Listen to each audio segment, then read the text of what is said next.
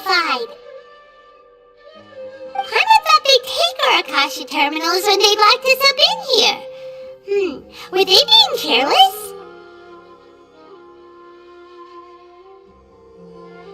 Alright, so what now?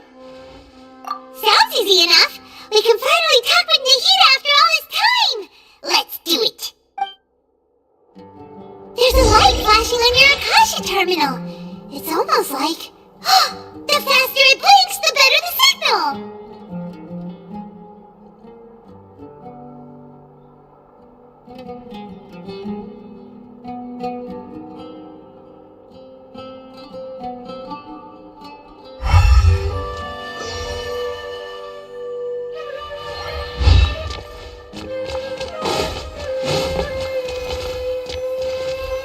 Whoa! It's Mora! Ooh, Mora! No, Paimon, we're not...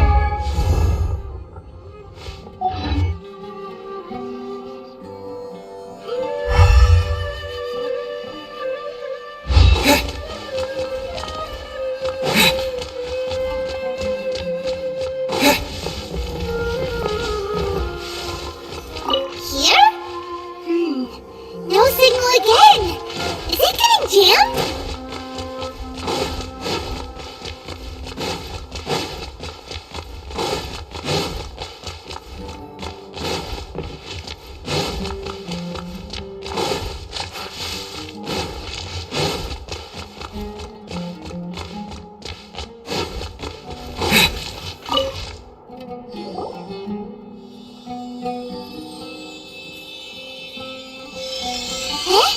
Is this the right spot? Are you getting anything? Please work!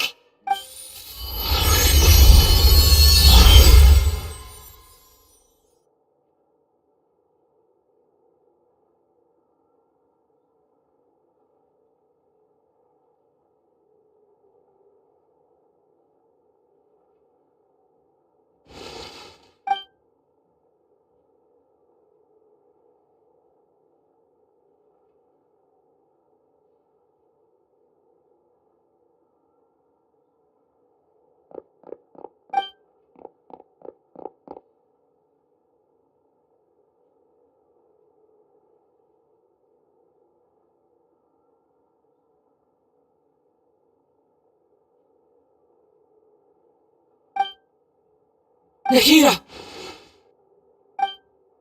Hey, Nahida!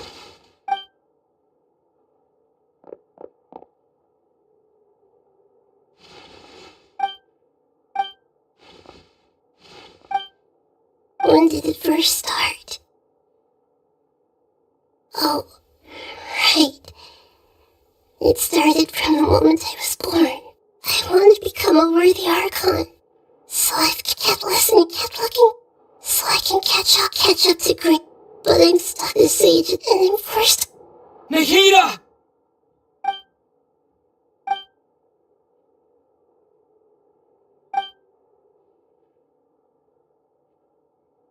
Nahida!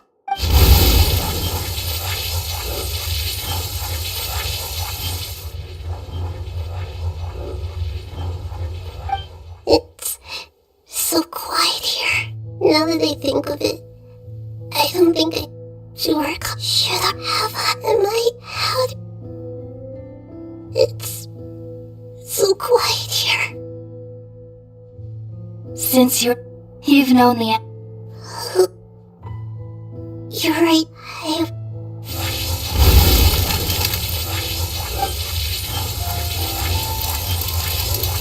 Nahida!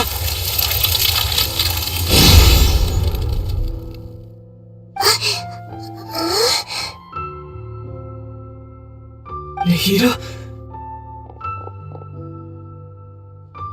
Did you wake me up? Thank you. Why are you here? We're here to rescue you. Are you alright? I'm fine. It's just... when I think of everything that's happened to me, I feel really angry now. You should have been angry ages ago.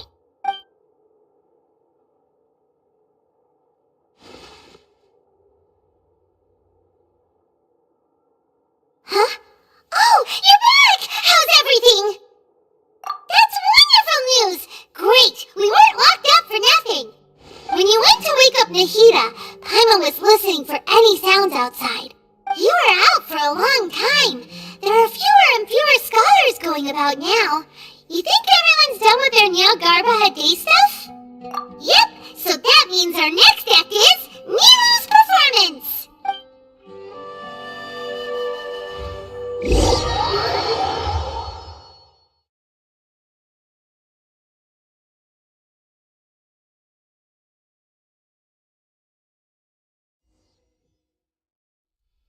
Nilu, are you sure about this? You're taking such a great risk for them.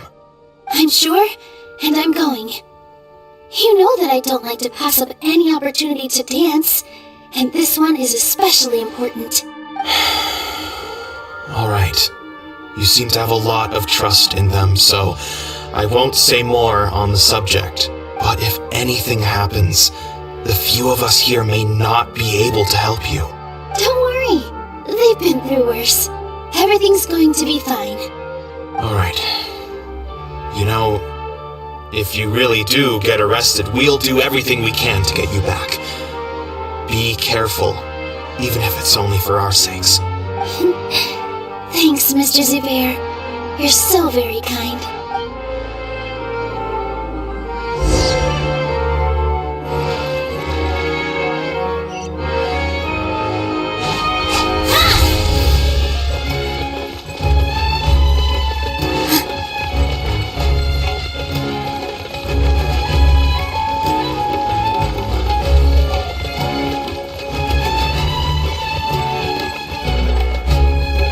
Nilu, how's it going?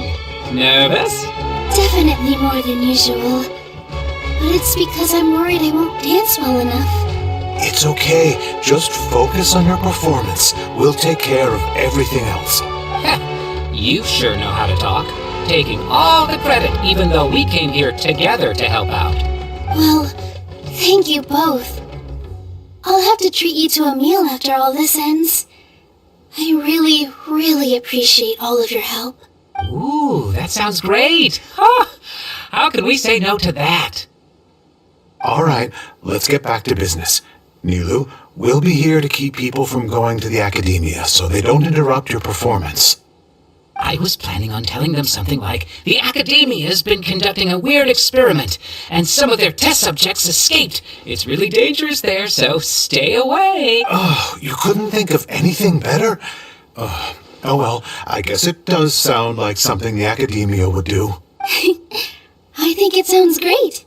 I'm counting on you guys. Don't worry, it'll be a piece of cake.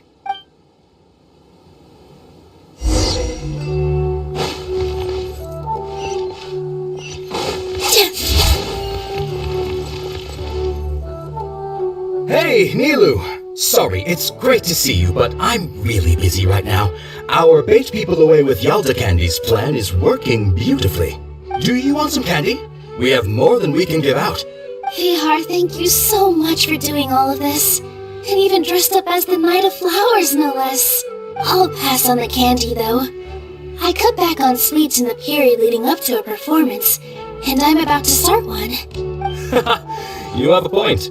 The stage is cleared and everything's ready, so you can start your performance at any time. Yeah, thanks to you. I'm really grateful. Alright, time to hit the stage. You're welcome. The honor's all mine, since I'll have such a great view of the show.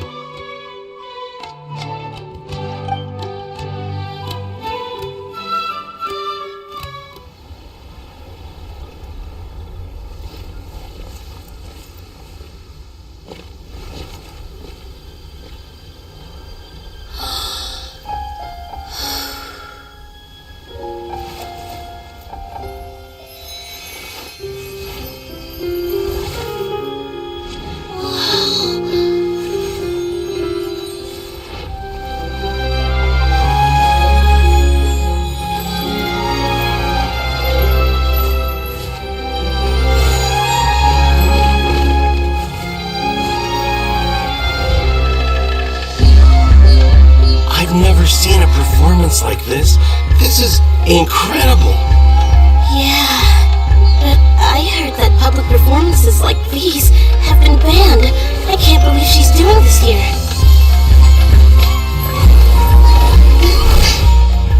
Green Sage, there's some commotion outside. Huh. How uninteresting. Issue the new Prohibition Act from the Akasha to the guards. They'll know what to do. Do you think we should, stop her? Let's just watch for a little bit longer.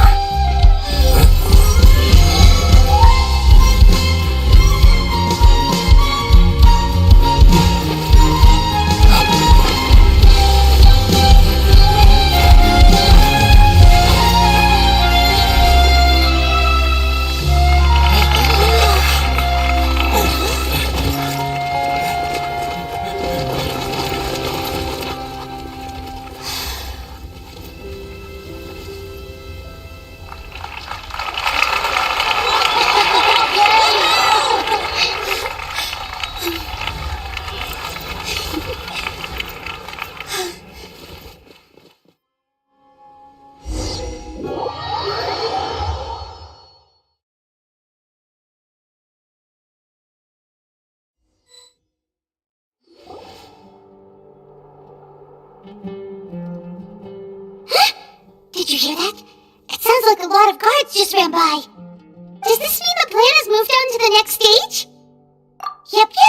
It's great that everything seems to be going well. Come to think of it, when did Alhaitham replace the knowledge capsule that was about to be entered into the Akasha? Oh, so that's when he did it! Paimon was too nervous to notice. Speaking of, didn't Alhaitham also yoink the divine knowledge capsule from that mercenary leader in Port Ormos when everyone else was distracted? Oh, it's a time-tested trick of his. Why are we complimenting him? Yeah, he's smart and all, but he still makes Paimon's blood boil. Let's review our plan for this stage again. It's not like we have anything else to do right now anyway, and it'll help us feel more confident. Paimon remembers that Milu's task was supposed to go a bit like this.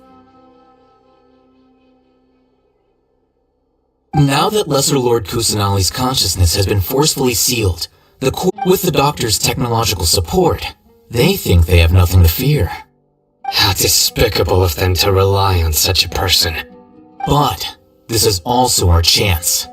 I was originally asked to draft a knowledge capsule for the Artistic Performances Prohibition Act when I was still at the Academia.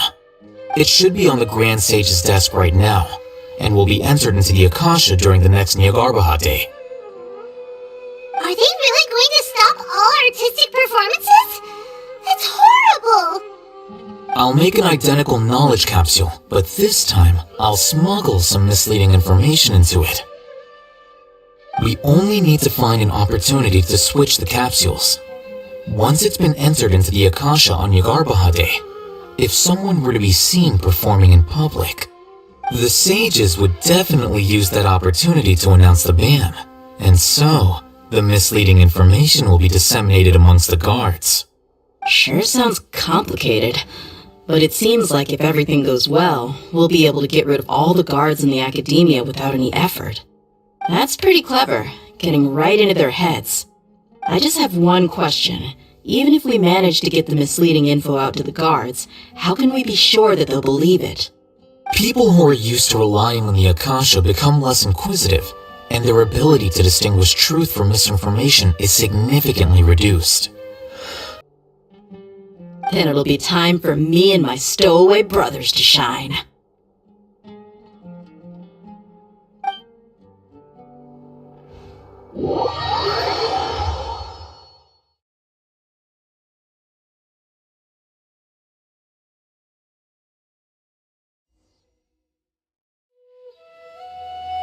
Here they come. Did you see that, Raman? They came out from the Academia in droves.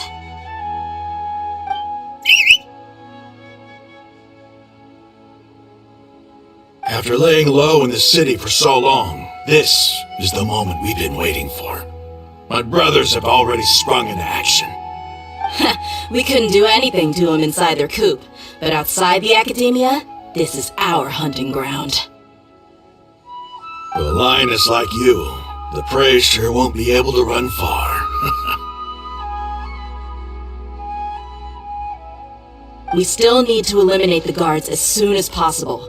If we give the sages enough time to realize what's happening, the plan's doomed.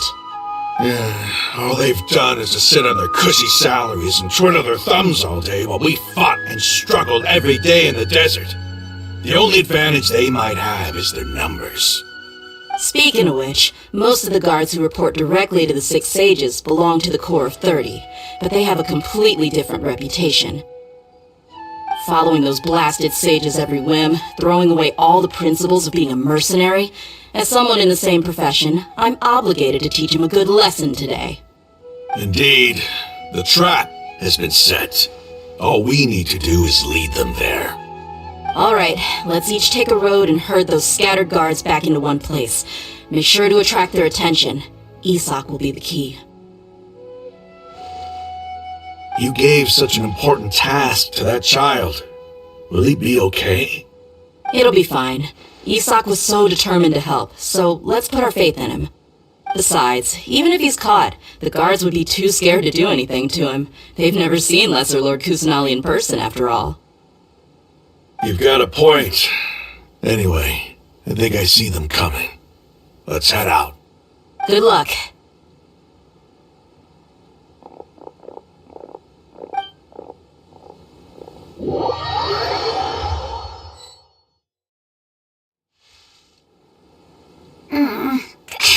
This outfit. Hey, do you remember what you need to do, Isak? When the guards get here, you'll pretend to be Lesser Lord Kusanali and run away from them. Oh, yeah, I remember. Of course I do. I'm just a little nervous. Relax. Don't think about getting caught. Even if that happens, we won't leave you behind. You only need to think about getting the guards' attention and leading them to the Grand Bazaar. Leave the rest to us. Okay, got it. I'm here to pay back Lesser Lord Kusanali for helping Grandpa. I won't get cold feet. Hey, they're here. I can see the Academia cart.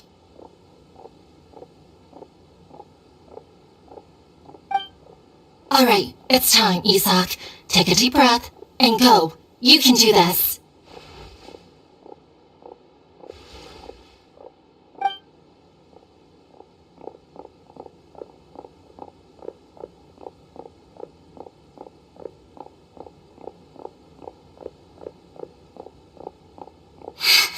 Why is there a guard over there? Did he already run ahead of me? This is different from our plan. But there's no time. I need to make a choice.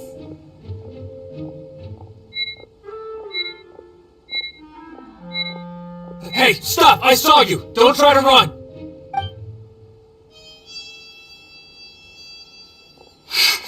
Why is there a guard over there? Did he already run ahead of me? This is different from our plan. But there's no time. I need to make a choice.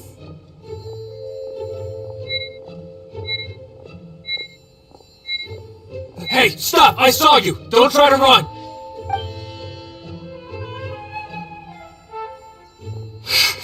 Why is there a guard over there? Did he already run ahead of me? This is different from our plan. But there's no time. I need to make a choice. Huh? Did I just see something dart by? I'd better go have a look.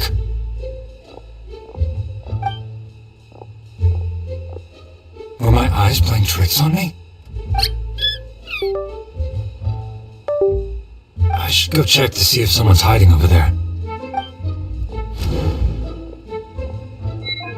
There seems to be nothing here. Just to be... Good thing they didn't find me. I was close. I'd better hurry and keep going.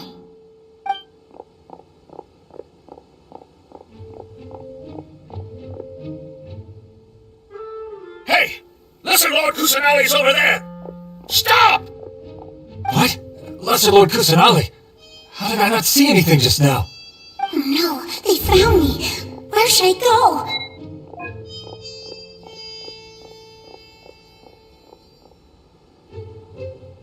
Hey! Lesser Lord Kusanali's over there! Stop! What? Oh no, they found me. The target suspected to be Lesser Lord Kusanali has escaped into the Grand Bazaar. Assemble and arrest her!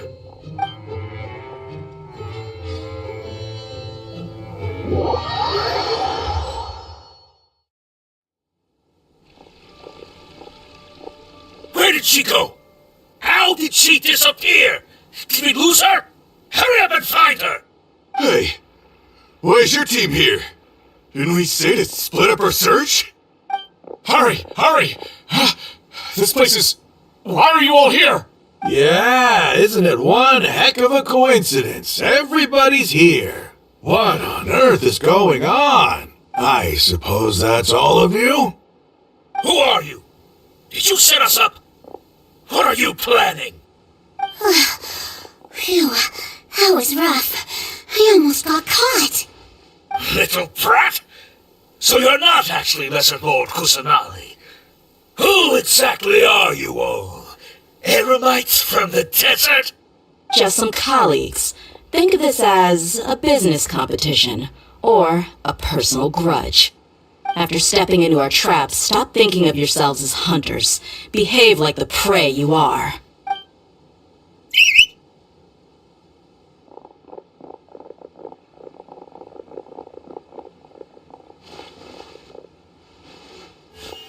An ambush? How's that possible? This is Sumeru City, but mercenaries from the desert somehow ambushed us! You've spent all your time hiding away in the academia. This place has long since become our hunting ground. Brace yourselves!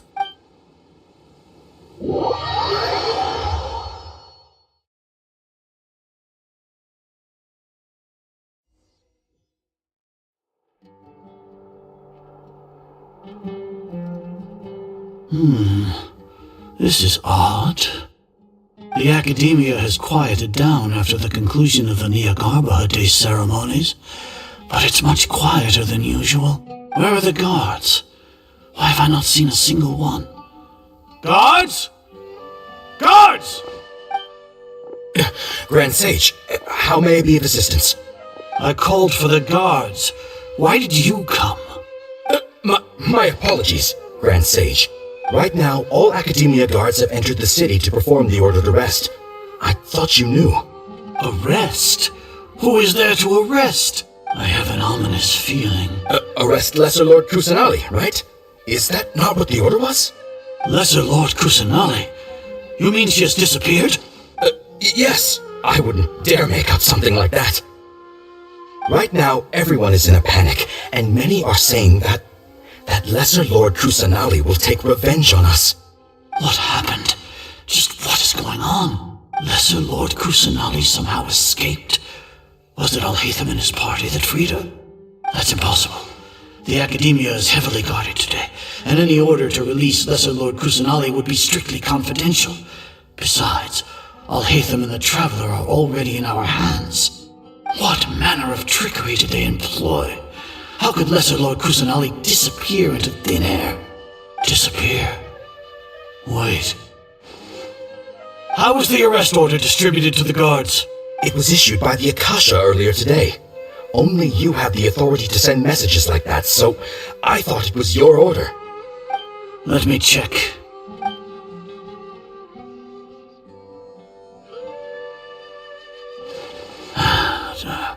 Here. Lesser Lord Kusanali has escaped from the sanctuary of Sarasthana. Go to the city and arrest the escapee immediately. The Akasha indeed contains this information, and it clearly appeared in my mind. How did they bypass my permissions to issue this kind of message? Was it the report about the Traveler that Alhaitham submitted? No. I specifically checked that knowledge capsule before entering it into the Akasha. Could that have been a red herring? Well, even if I figure it out now, it won't make any difference. The important thing now is to confirm Lesser Lord Kusanali's status. Have you been to the sanctuary of Sarasthana to confirm that Lesser Lord Kusanali has indeed escaped? Confirm? No, I haven't. It may be a bit offensive to say this, but Grand Sage, what you're saying doesn't make any sense. How can the information in the Akasha be inaccurate?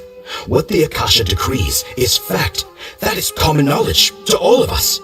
If we have to confirm the information and knowledge from the Akasha ourselves, Then how is that any different from us learning that information ourselves? Wouldn't Greater Lord Rukkhadevata's legacy lose its meaning that way? In the beginning, it was I who asked you to believe in the Akasha, to believe in the legacy left by Greater Lord Rukkhadevata. Are you trying to use my words against me? No, Grand Sage. I'm merely confused because I believe in you. I never meant to refute you. Stay here and see if there are any suspicious people around. I'll go to the sanctuary of Suristhana on my own.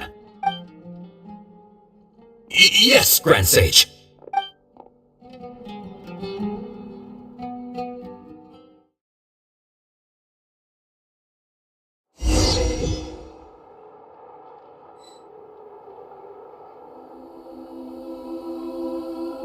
Lesser Lord Kusanali has escaped from the sanctuary of Suristhana. Go to the city and arrest the escapee immediately. How can that be? Stop thinking about it. Stop. It must be a trick of theirs. As long as I personally confirm it. Ah! Impossible. That's impossible. There must be something wrong with my eyes.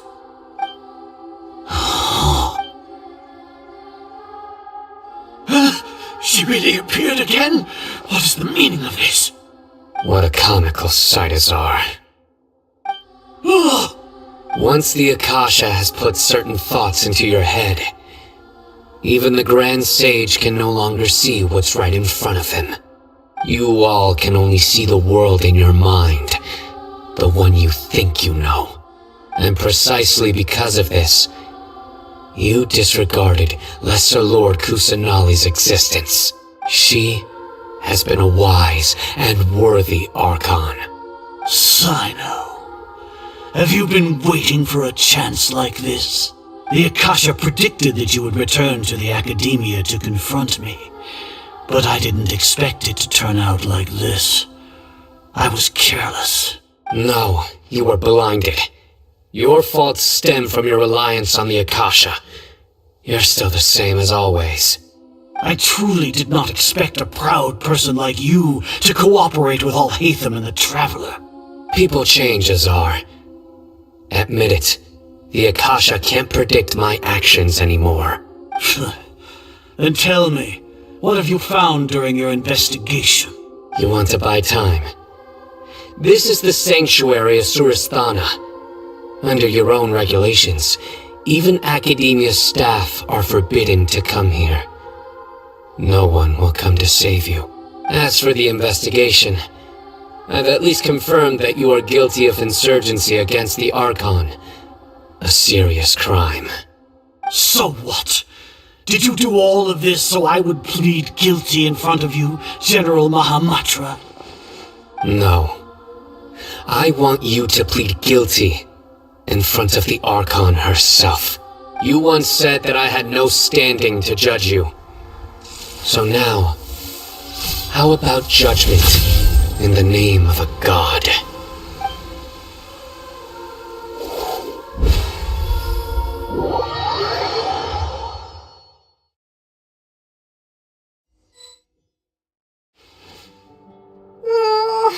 How long do we have to wait? Paimon wants to know how things are going out there. Paimon hasn't heard any sounds outside for a while. Hopefully something bad didn't happen. Yeah, but aren't you scared that we might be locked up in here for the rest of our lives? Thinking about it, at least Paimon has you. We could still chat like this. When Paimon thinks of Nahida being imprisoned alone in the sanctuary of Suristhana, Paimon can't help but feel sorry for her.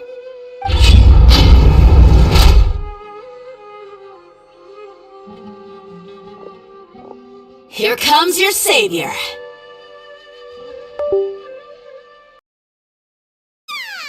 Paimon just knew you would come to rescue us!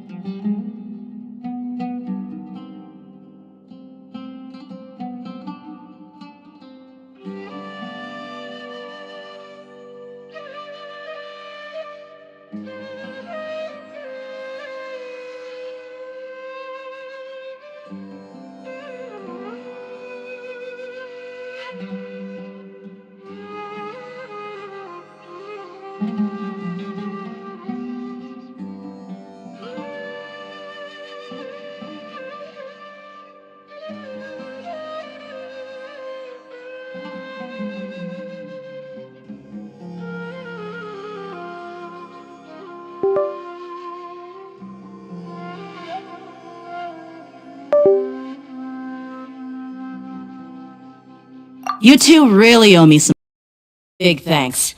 I had to search through who knows how many guards to find the key here. It felt even more tiring than whacking them. I'm exhausted. Thanks a lot. Need Paimon to rub your shoulders? No, that's, I'll pass. What are you afraid of? Oh, are you ticklish? Now isn't the time to talk about being ticklish. Things in the city and on Sino's side are both going well. The guards that stormed out of the academia are all taken care of. The Corps of 30 is in charge of the city's defenses, but we already talked to Asfand. They've been fed up with the sages bossing them around. As long as it doesn't break their employment contracts, they'll turn a blind eye. That's probably because you've been super great friends with them for a long time. So, how's Sino doing? The Grand Sage is in his custody. Even I know how terrible it is to fall into Sino's hands, so he probably does too. Sino forced him to release Lesser Lord Kusanali. He has no choice but to obey. So, hurry to the sanctuary of Surasthana. Assuming nothing weird happened, we should have already rescued our Archon. Honestly, I didn't expect our ragtag bunch to do this well. We just came together last minute to save the Archon, you know? Alright, you two better go. I still have to clean up some messes in the city. See you around.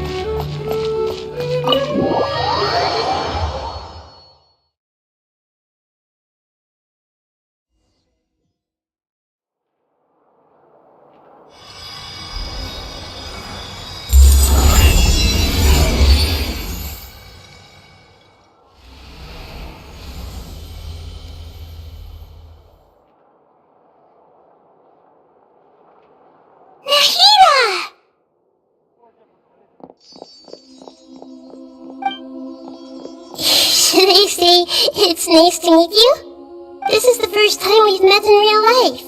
Before, we've only met in dreams, consciousness, or when I was in someone else's body. Thank you so much for coming to rescue me, but I also need to apologize. During this time, I did some self-reflection. My sense of inferiority and yielding to the academia led to all of this, and created so much trouble for you all.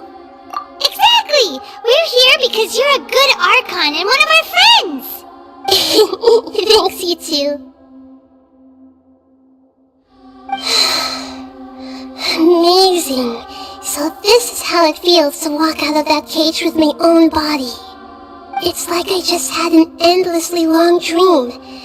I can't even tell if I just woke up or was only now born into this world. My concept of self has become so clear. But now doesn't seem to be the time to indulge in this feeling. This is really embarrassing.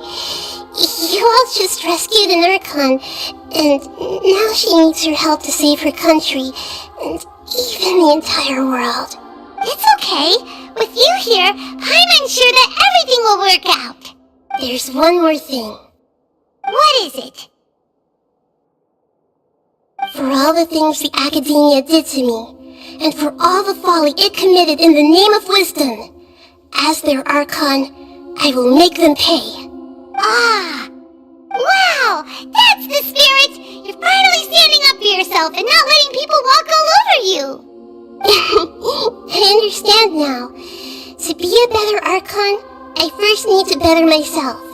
If you haven't even figured out how to be a caterpillar, how can you be a butterfly? Yes, true. That reminds me.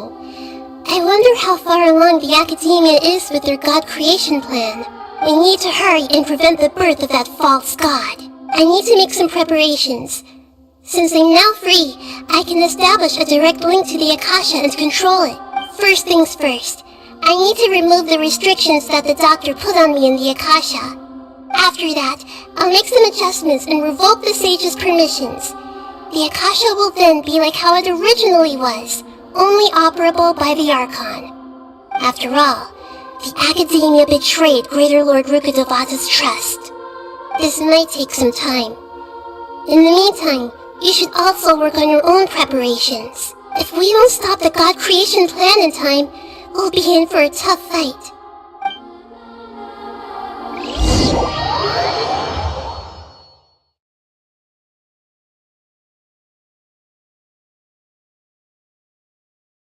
You might as well prepare for a fight. When we're done, we can take a walk around. After all, we missed out on the...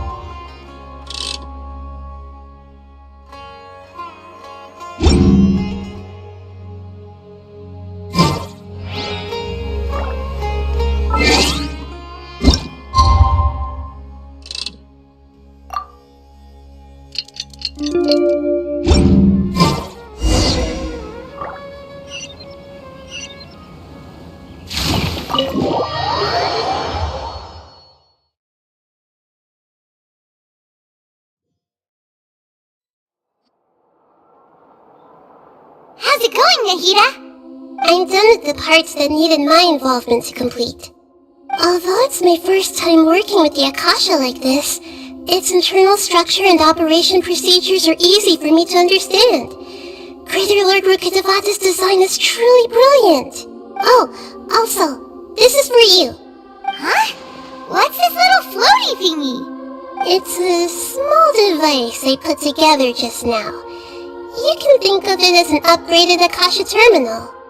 You may not need it right now, but it should be helpful in certain situations. Wait! This thing has the same characteristics as Paimon! We're both small things that float! Oh, all the things that make Paimon special got copied! When Paimon appears with the Traveler from now on, people won't remember Paimon because she isn't unique anymore! It's alright, Paimon. It can't replace you. It's only a flying device, but you're the Traveler's irreplaceable friend. You're so good at comforting people, Nahida. If only the Traveler was as smart as you. I was simply telling you what I feel to be the truth. I wasn't trying to comfort you. Nahida, you're natural at this. What you just said made Paimon even happier. By the way, there's something I need to confess. Even though I'm the Archon and in control of myself again, I'm not very good at fighting. You may have heard that an Archon's power is derived from their people's faith. However, I'm not as well loved as Greater Lord Rukkhadevata.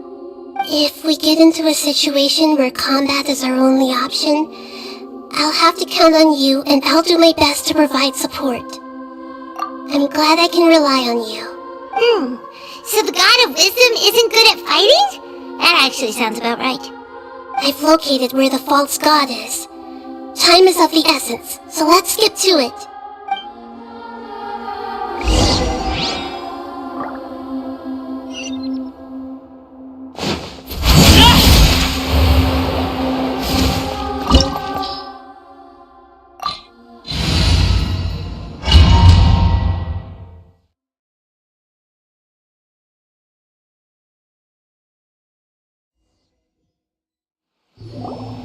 What is this place? Is this really the way we need to go? Wow. Who would have thought there'd be a place like this hidden right slap bang in the middle of the city? The sages wanted to realize their god creation plan without being discovered. The safest and most convenient way would be to build within the academia itself. That's true. They were already hiding one god, so why not two? Judging from the structure here, the project is a huge undertaking. The sages really saw the god creation plan as their ultimate goal. But this place doesn't look like it could have been constructed by the academia alone. The Fatui under the doctor sure didn't hold back. They provided a lot of technological support. Yeah, or else they wouldn't have been that generous. Is that it though? I've always felt that this doctor is different from the academia sages. He doesn't seem to share their sense of urgency. Instead of being interested in the end product, it's like he's enjoying the experimental process. The Fatui Harbingers are all such weirdos. So, the doctor being weird is actually normal. So, this Fatui that they're trying to turn into a god is called the Balladeer? We had previously come into contact with his consciousness. He harbors particularly strong obsessions. One is the desire for a gnosis, since he was created to be the vessel for one. The other obsession is probably related to his past. I can't quite explain it. Paimon knows that he was a prototype puppet for the Raiden Shogun before he became a Fatui Harbinger. That's why he wants a gnosis so badly. There's no way he'd willingly be a test subject. Now with that temper and ego of his. It sounds like you know the Balladeer quite well. I see. Tell me more about him and what he's like. The more we know now, the better we can plan for and react to any future situation.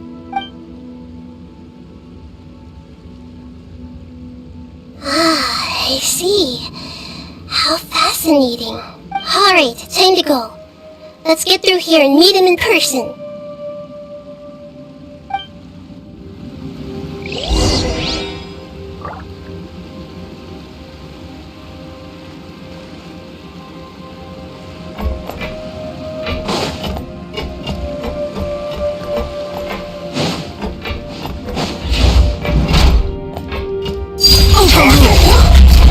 Let's begin. Work time! Yes, and that's quickly. My duty.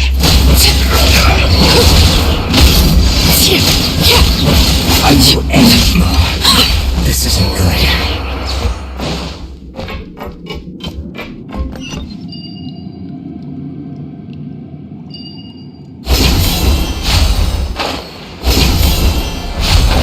It looks like we can climb up these pipes.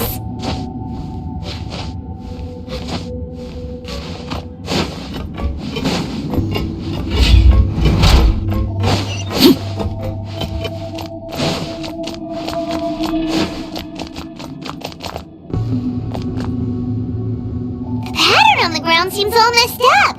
Let's go around and see if there's a way to fix it.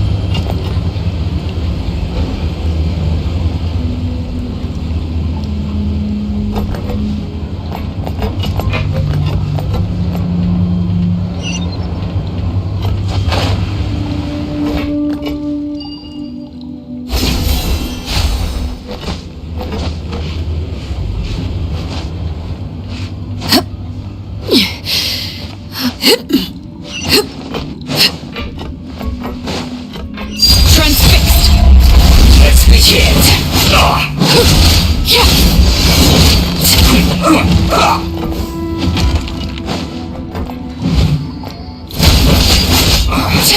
I guess this is it.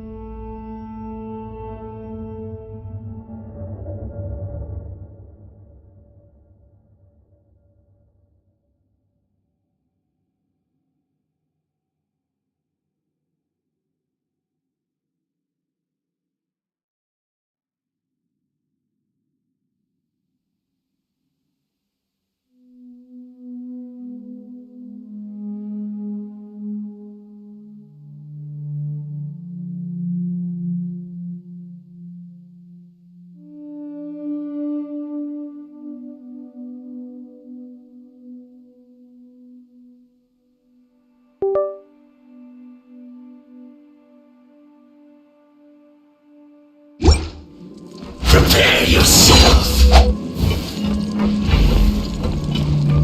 No escape. Laid bare. This is where you fall.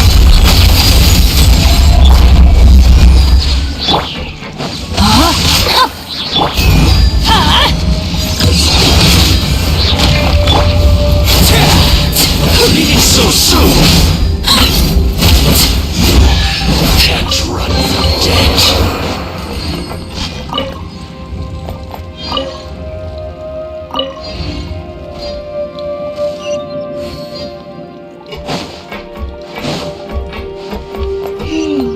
The cart is stuck. Maybe there's something wrong with the tracks. Let's try adjusting the direction of the device to clear the tracks.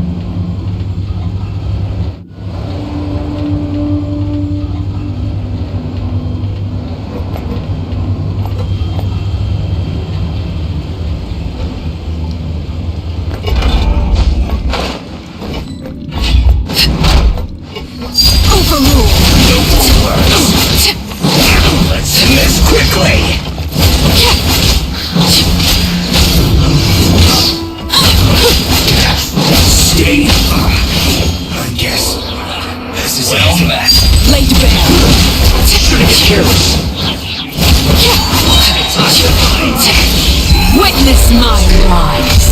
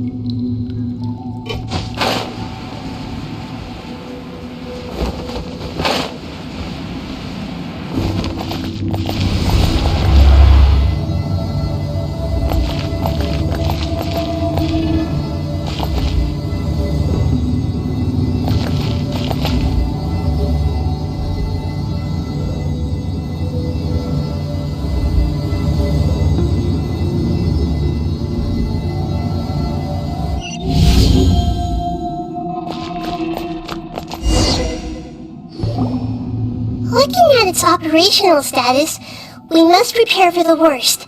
The god they wanted to create is likely close to completion or already completed. Oh no!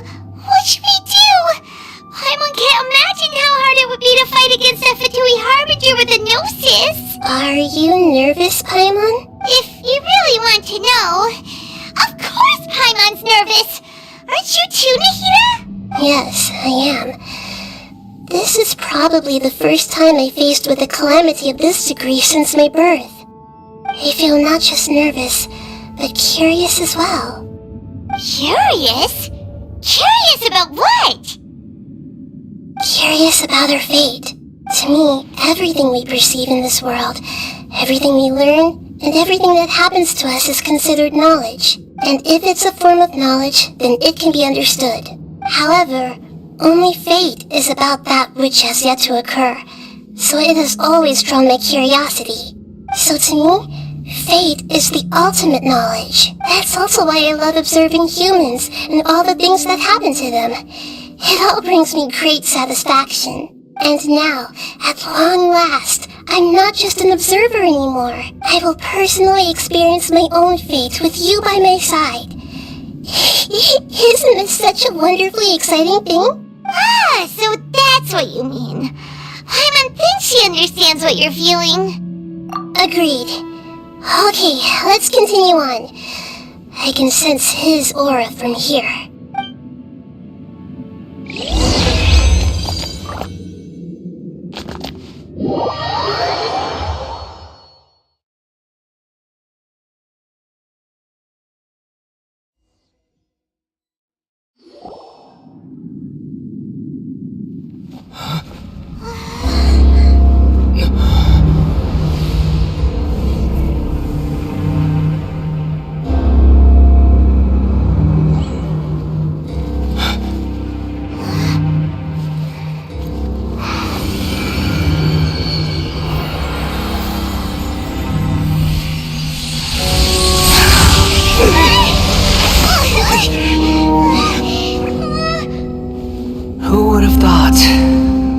would be so eager for my birth. I remember you, Booer, the god of wisdom, and standing beside you, the traveler. Is he all-knowing and powerful now like Greater Lord Rukkhadevata? No, I can't feel the same kind of divinity I felt from the Greater Lord. It seems that the sages didn't get the chance to infuse the divine knowledge capsules into him. But even still, he has undoubtedly become a true god now. So we're too late? The Balladeer has already become a god? The Balladeer. A long bygone title. When my spirit ascended to divinity, I felt as if I had existed for the same number of epochs as heaven and earth. Looking back, the existence of what once called itself Kunikazushi appears infinitely small and ugly.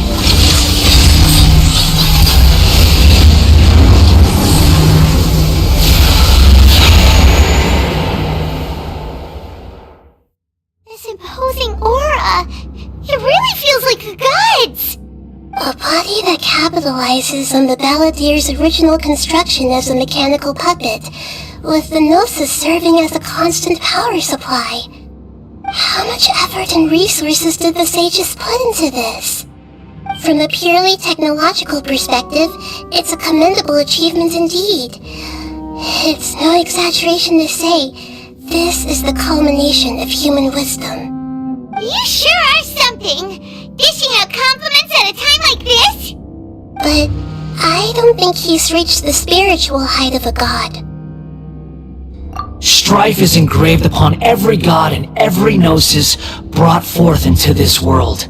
Can you feel it? The exhilaration of such power, and the thrill of anticipation for our contention. Hito wouldn't feel the same things as you! Do you not realize that you are interrupting a conversation between gods? Lowly creature, know your place! The strife engraved upon a gnosis. You're talking about the Archon War. Teyvat's current peace was not easily won. I didn't personally participate in the Archon War, but the way I see it, all those losses were meaningless, driven by the demands of the laws. There's no point in bringing it up again. Is that so? Yet I am deeply disappointed that I was never allowed the fortuity to personally participate in the Archon War. This is a first, encountering a god in this world who does not crave power. No wonder your own people have abandoned you, god of wisdom.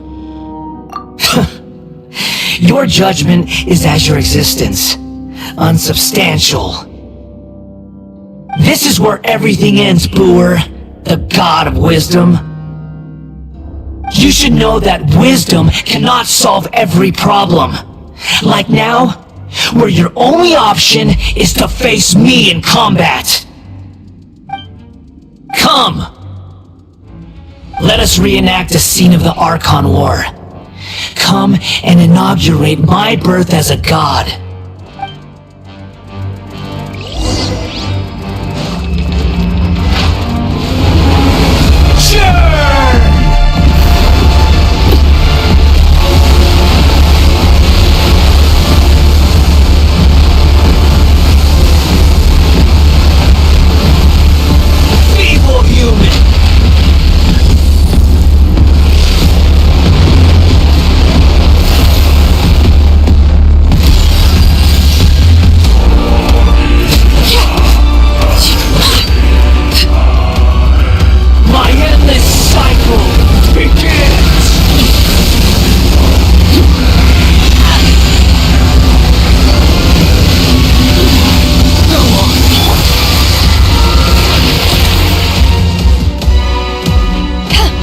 Insignificant task!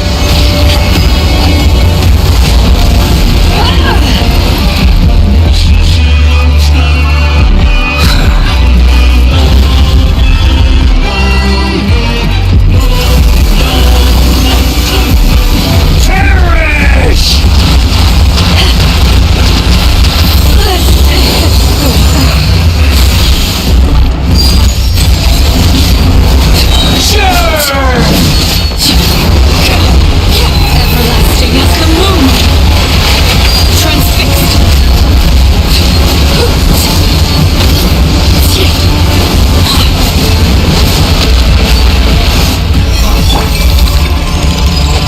my command, you shall fall! Not good.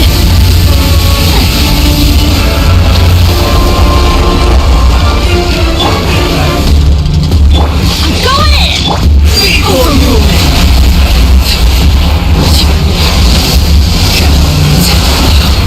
Wanted my food?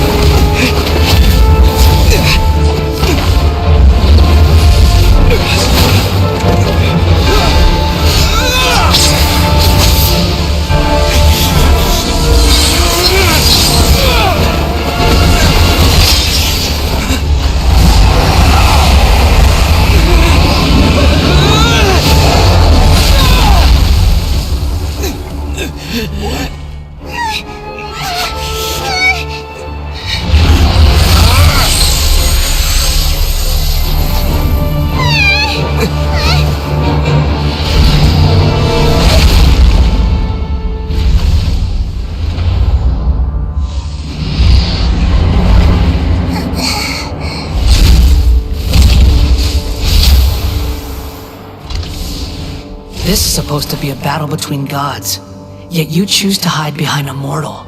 And now, you're acting like you'd sacrifice yourself for a human. Are you having fun proving a false sense of heroism to yourself, Boor?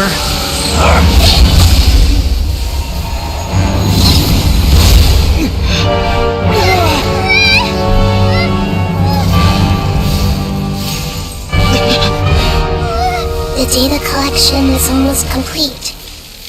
Do you even know how many times you've tried to take my gnosis from me?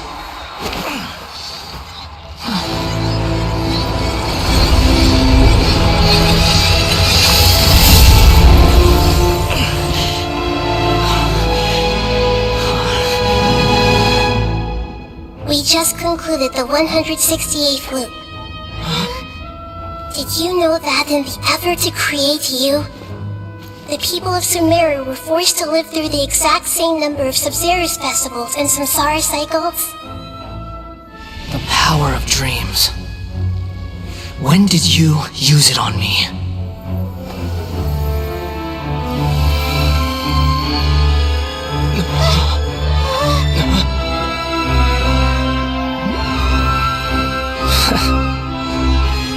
You can't even defeat me in a dream.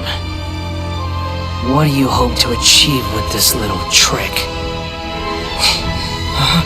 Come, Traveler. Just like before. Allow me to awaken the memories in your dreams. All that battle experience! It's more than that. Compile everyone's wisdom in the name of the Archon. That is the original function of the Akasha.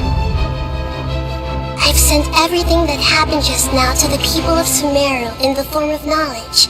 I've asked them to help you find a way to defeat the false god.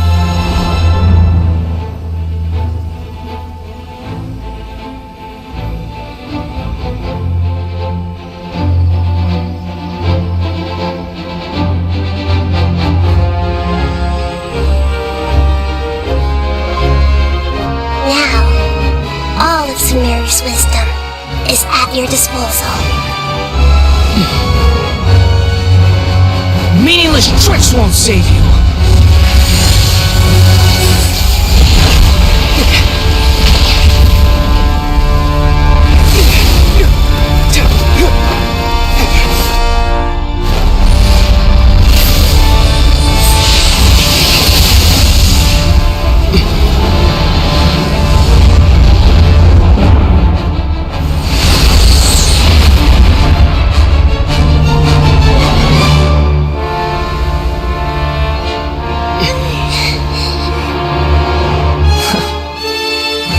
Are you done with your tricks?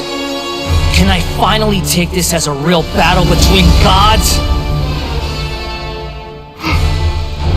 I'll leave this to you, the first sage of Lure.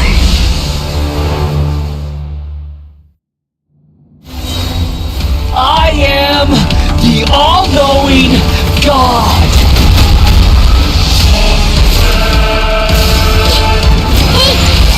Burn to oblivion!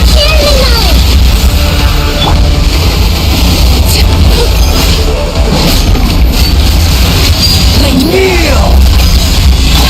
Let's light it up! Ring cutter! Eyes on me!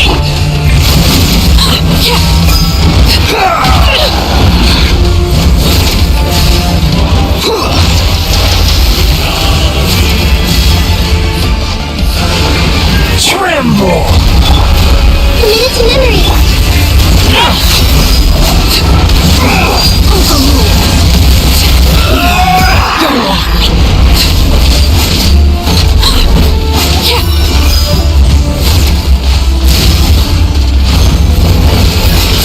Reality is pain!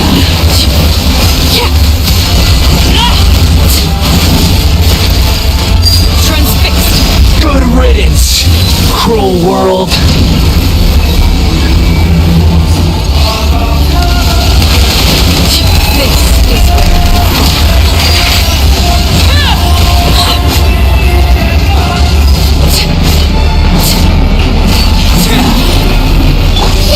This may hurt a little.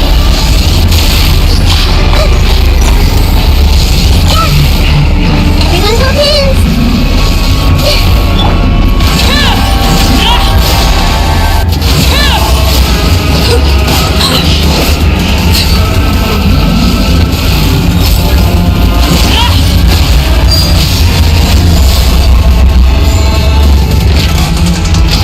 Your new god awakens! Now, your eyes have been opened.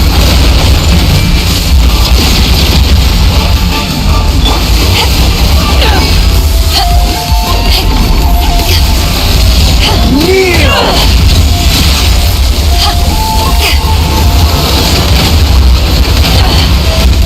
Haven't won yet! Filth!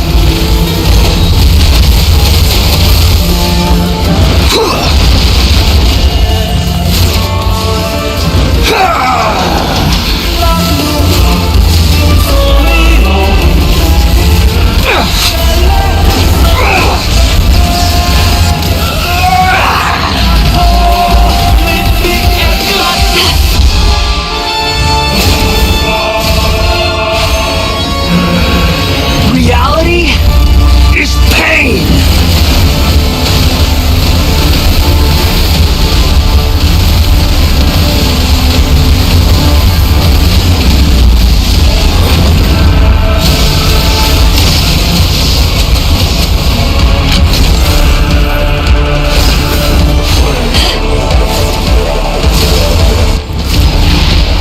Burn to oblivion!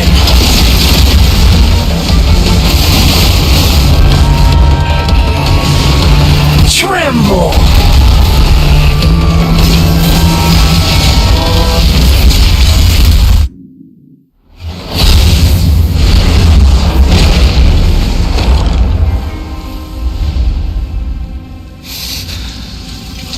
Humans. Filthy humans.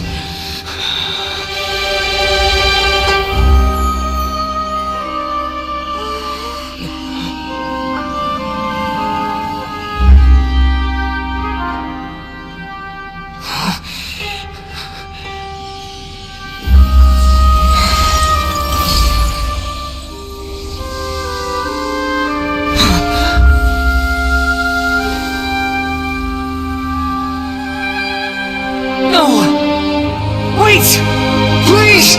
Anything but the Gnosis!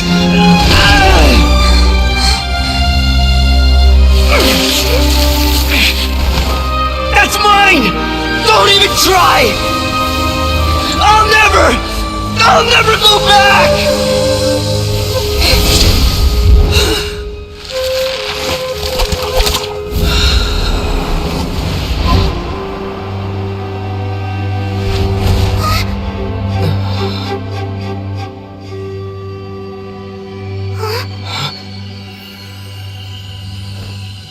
We haven't yet found the answer to the most important mystery. Irminsul is still waiting to be saved. With the power of another Gnosis, we may now finally understand the last memory of Greater Lord Rukkhadevata.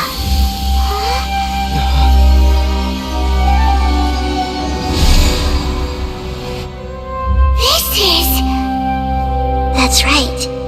This is the last memory of my predecessor.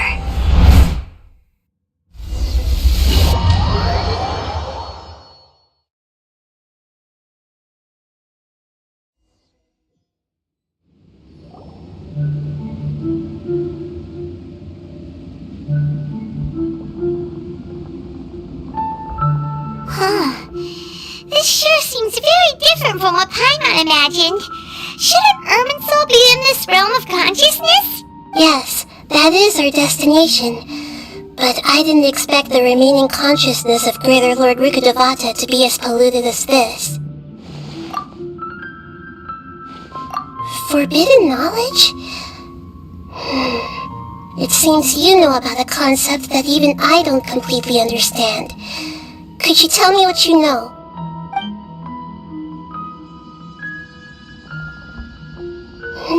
Your inference seems logical enough. Forbidden knowledge once polluted the desert thousands of years ago, but was successfully repelled thanks to King Deshret's self-sacrifice, and Greater Lord Rukkhadevata nearly exhausting her power. Then, a second instance of forbidden knowledge pollution occurred during the Conria Cataclysm 500 years ago. But I'm afraid it is much more serious this time, with Irminsul itself already in danger. So, if we're in the remaining consciousness of Greater Lord Rukkhadevata, and it's also been affected by forbidden knowledge pollution, then does that mean, in order to save us, Greater Lord Rukkhadevata? Yes. It's very possible that she sacrificed her life in the fight against forbidden knowledge. She didn't completely eradicate forbidden knowledge, but if it weren't for her actions, the pollution would have been far more rampant over these past 500 years. The way that everyone, including me, has forgotten everything about forbidden knowledge may very well be due to her restoration of Irminsul. Oh, do you feel sad, Nahida? I'm just sharing her pain. The pollution of her consciousness here is severe. There is madness, chaos, and pain all around us. Did she fight to resist the forbidden knowledge pollution in such terrible conditions, all the way up to her last breath? She even used her last remnant of lucid consciousness to leave a clue for us to follow. Yes, her words were distorted by forbidden knowledge, so that's all we could hear. But now, we have a chance to find the answer to this mystery. We can cross the polluted consciousness until we found the right path to meet with her lucid consciousness. And then, we'll let Greater Lord Rukkhadevata tell us the truth in person. Each of us need to be mindful of the state of our own consciousness while we are here. Even with the Gnosis' protection, we must always keep a clear mind. Otherwise, we could go mad at any moment. That's so scary. Don't worry, it should be easy enough for you to keep that mind of yours clear, Paimon. Let's go.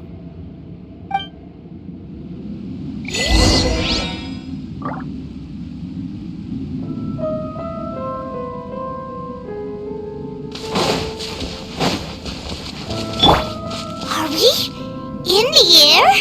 And why is there a huge boat? That's the boat of consciousness, which symbolizes reason here. It's... Wow! What are these? The monsters seem to have been affected by them!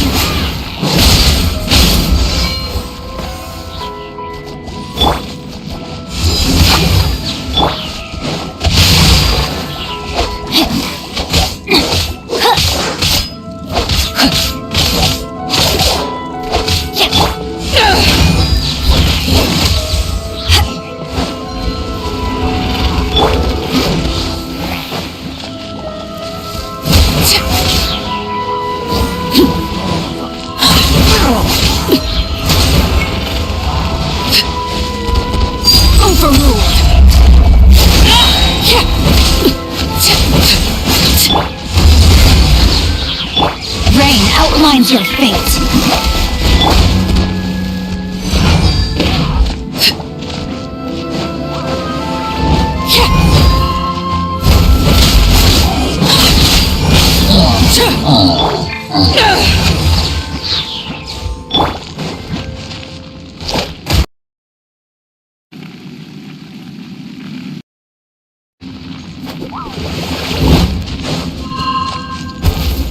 No, my sword! Laid bare!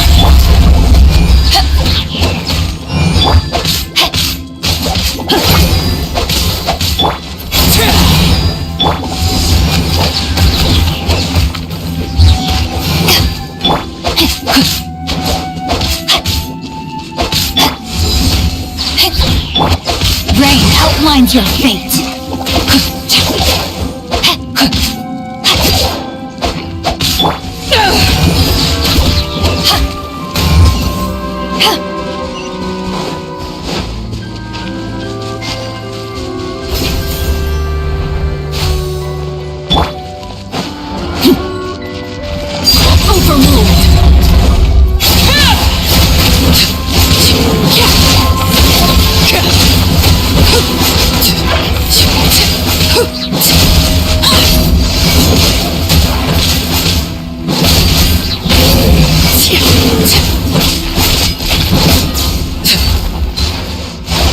Laid bare!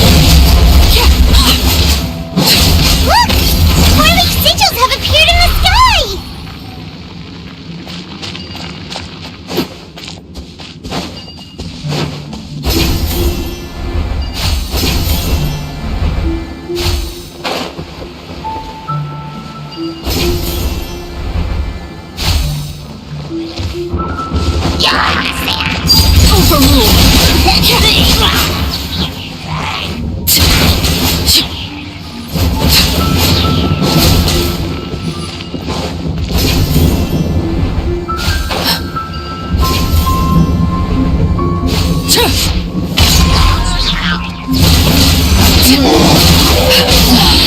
My turn. The hearth is now extinguished.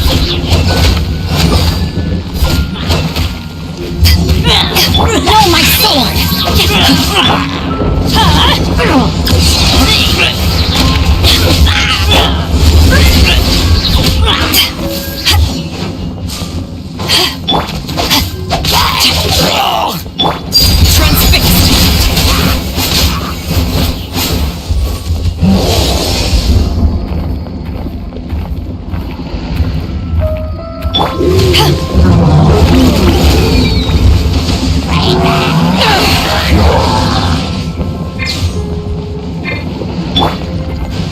Rain outlines your fate.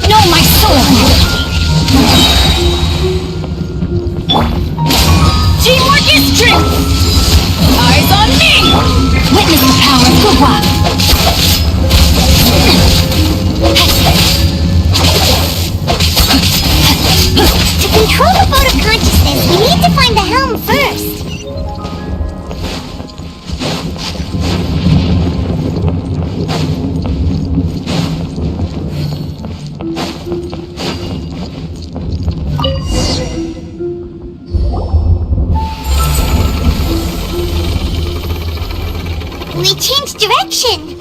Are we still going the right way, Nahida? Judging from the current route, the bolt of consciousness will soon take us out of here.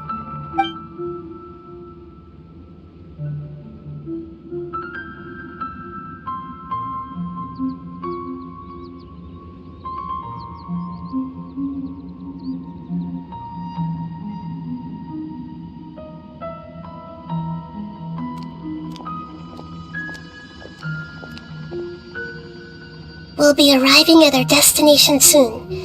How are you feeling? Are your minds still intact? Huh? But everything's been completely normal for Paimon. Hopefully there won't be any more interruptions. This time, we should be able to meet Greater Lord Rukkhadevata. Are you saying you've never met Greater Lord Rukkhadevata before? No. It seems that my birth and her death took place at the same time. Otherwise, I think she would have given me a little more guidance, and I could have done a better job. Hey, you've done a great job, Nahida. Let's get out of this creepy place and go meet her.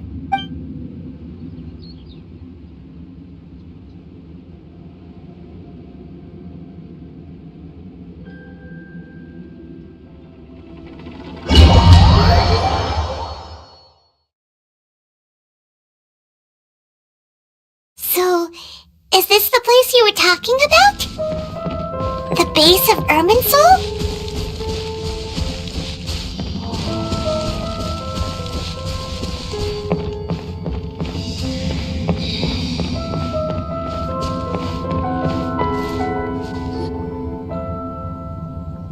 Well, this is the place.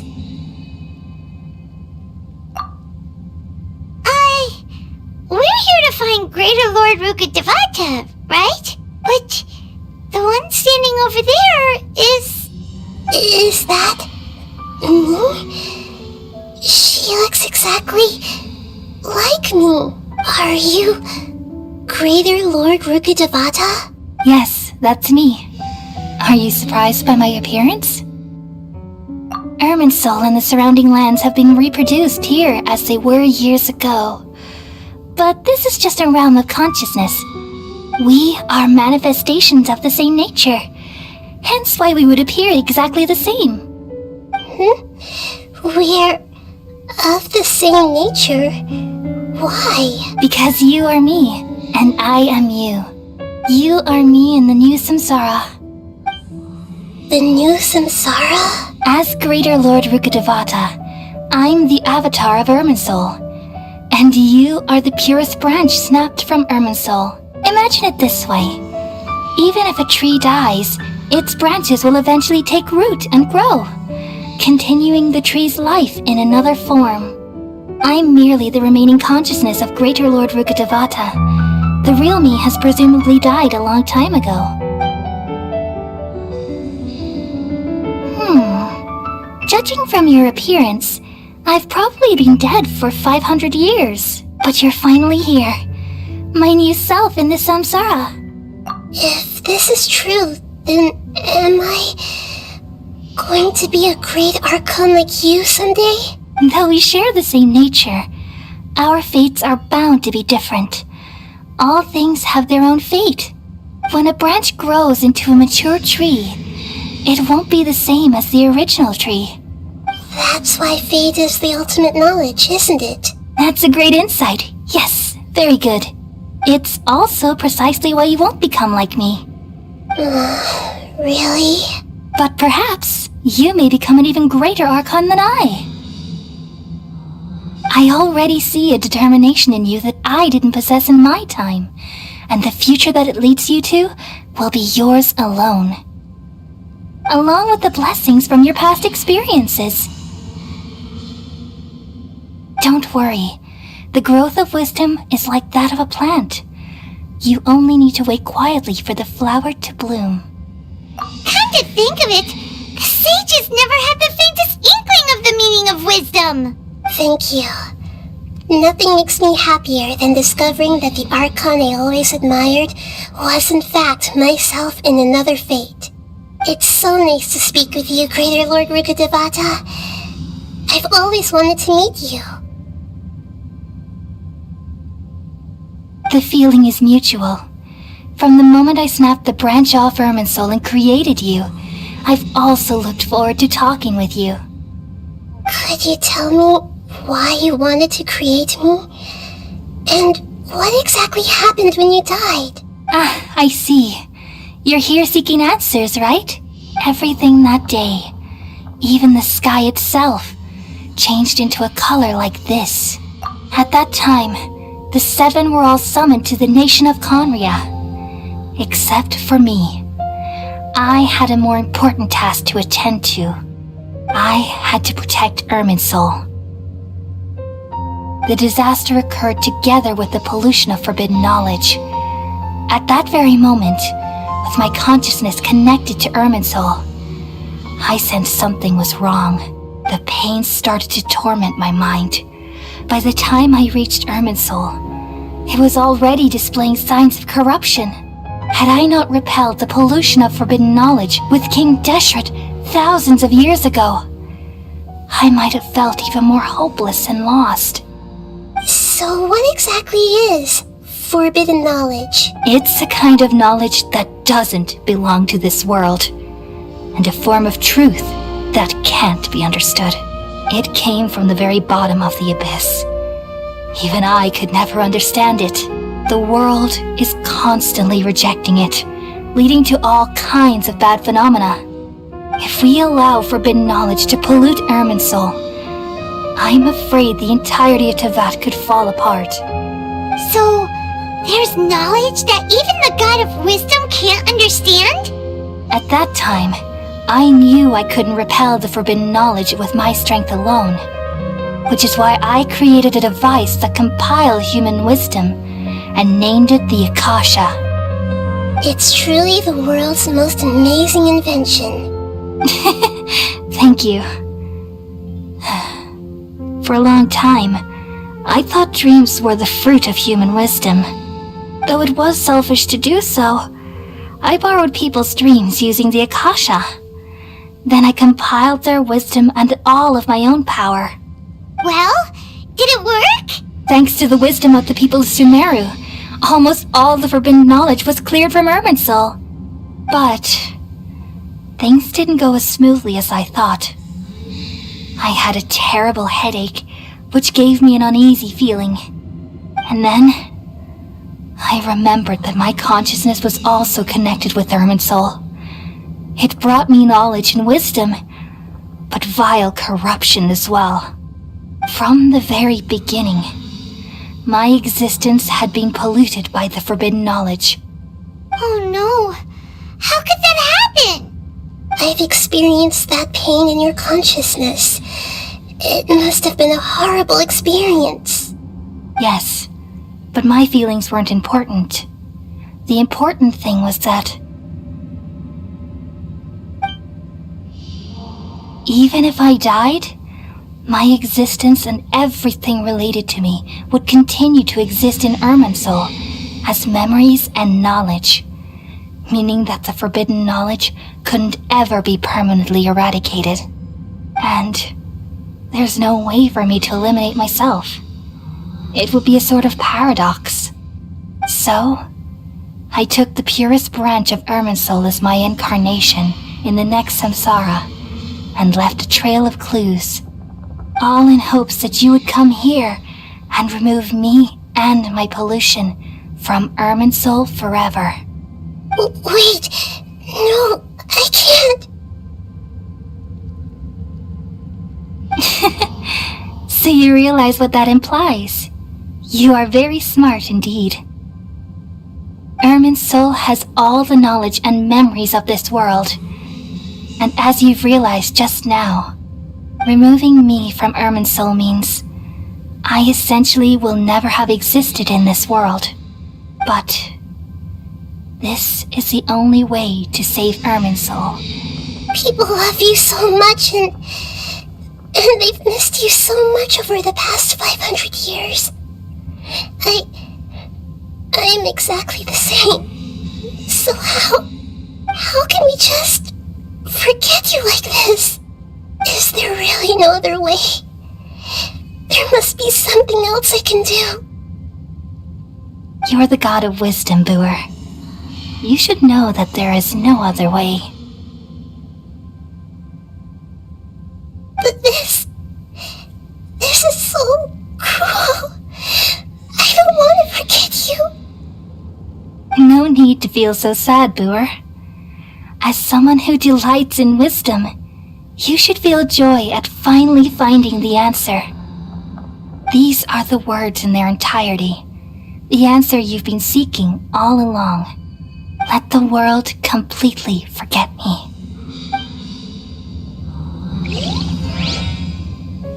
We all nestle under the great tree of wisdom, peering out to perceive the world. From the earth and from the rain, we perceive its wonders, until we become a white bird to perch atop a branch, and finally snap off the most important leaf. Once upon a time, I alone dreamed in this world. In my dreams, everybody would also dream after they fell asleep. Wild and wonderful thoughts would emerge from their minds. Some tumbled to the ground, and others floated to the sky, connecting all things in the world into one dazzling net. Among a plethora of worlds were numerous smaller worlds, all of fate, finding within the tapestry their brilliant glow. I gradually understood that these indescribable and constantly changing things are the most profound things in the world. Only they can completely repel the madness. Only dreams can awaken consciousness from the deepest darkness.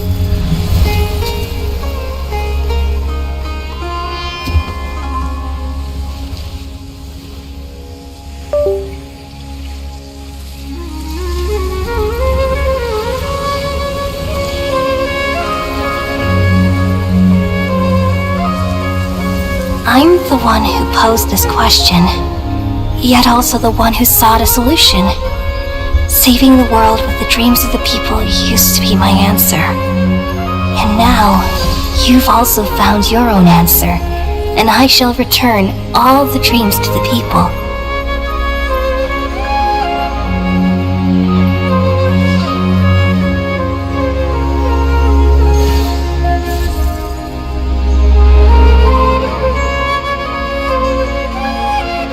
Goodbye, people of Sumeru.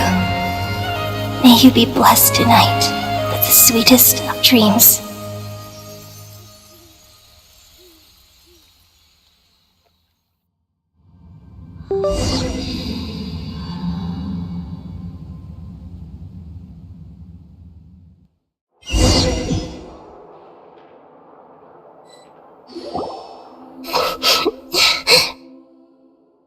I'm alright. I'm just a little confused. We've just saved the world, right? So why am I crying? I don't know where this feeling inside of me is coming from, but I feel very sad. Just now, We used the power of two gnosis to successfully connect with the Irminsul consciousness from 500 years ago. Then, we removed the remaining pollution from Irminsul. Yeah, what's wrong? Weren't you there just now?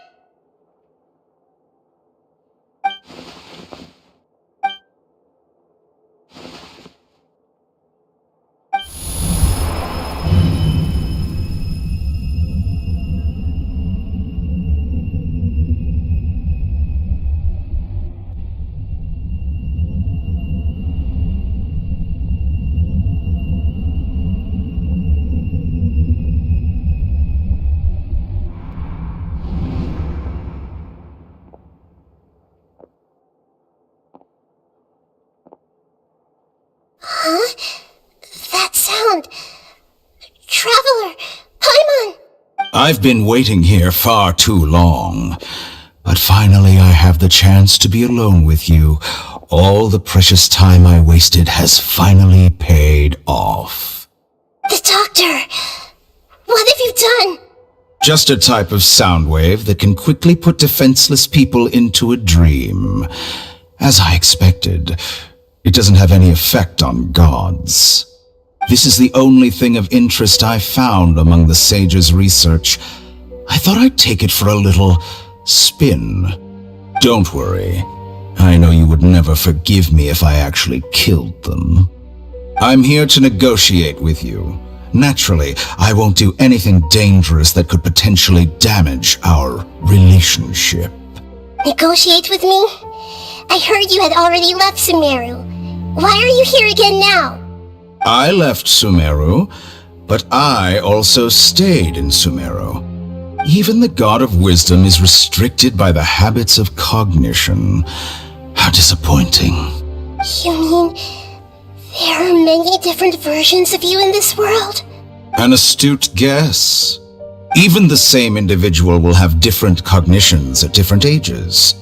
A long time ago, I made a major decision in hopes of preserving all my perspectives of how I observed the world. Observation is the first step of any experiment, but observing the current world doesn't satisfy me.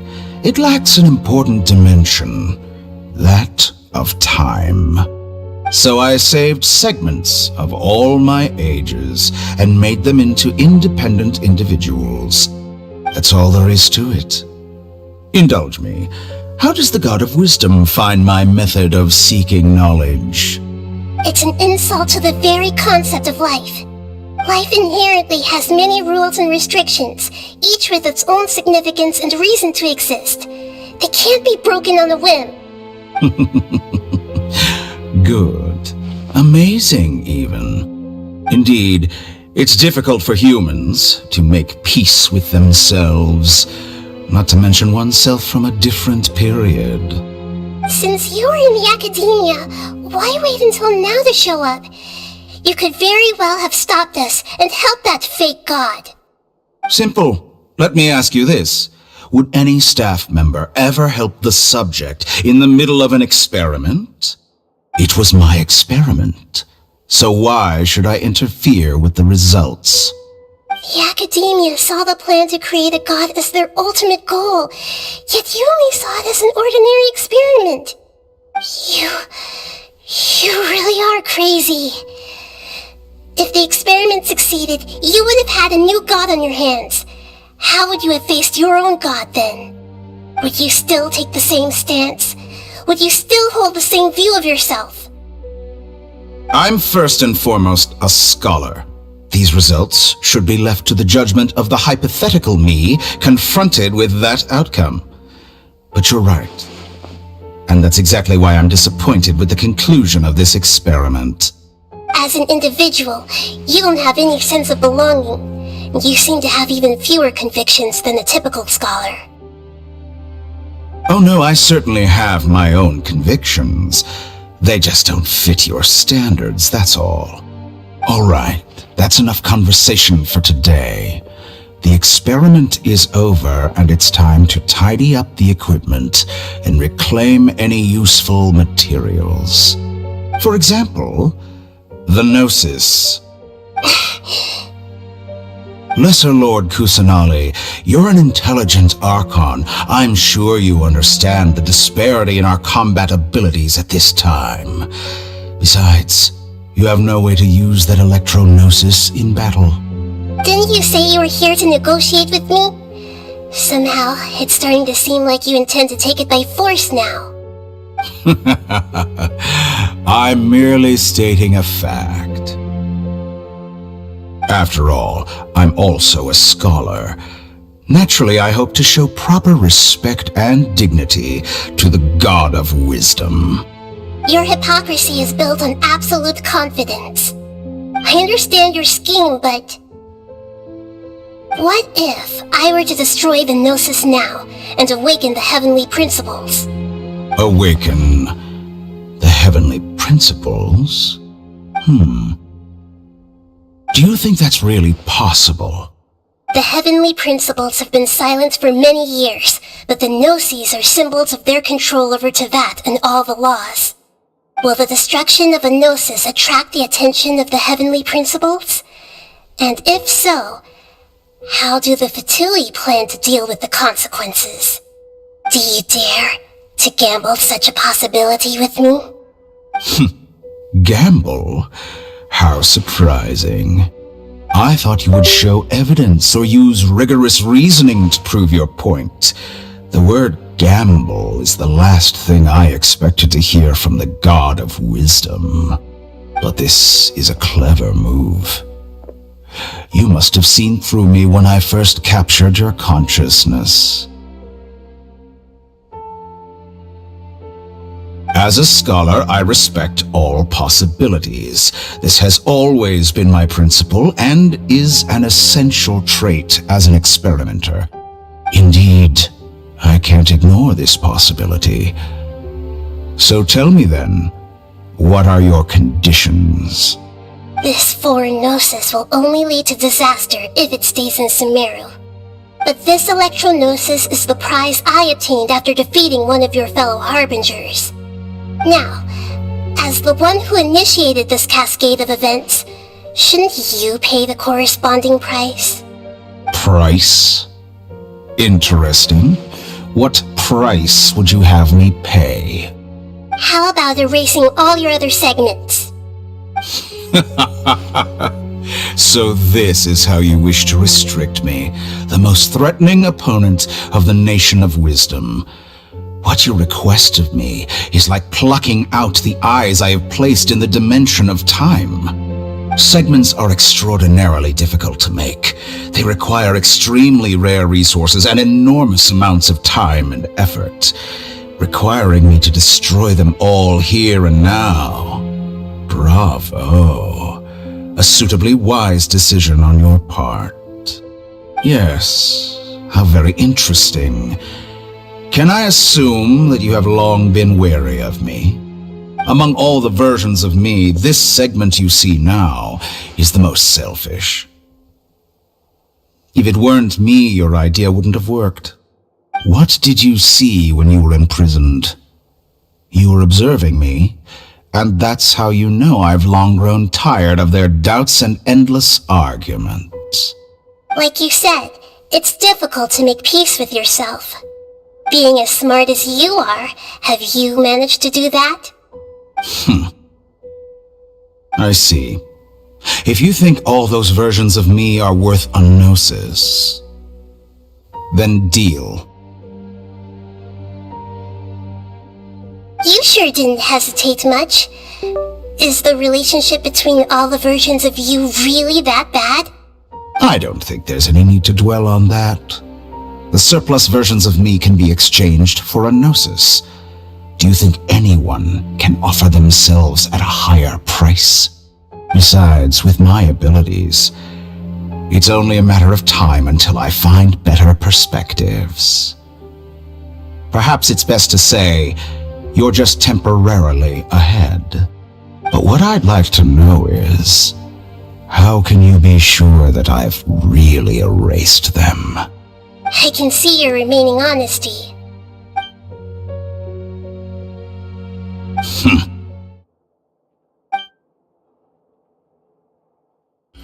What a ridiculous decision! You can't be serious! How could I have been so short-sighted? You think this is the end? Wait, I'll have my revenge! You'll make Good this riddance. moment count. You will regret this! Well, have you confirmed that it's complete?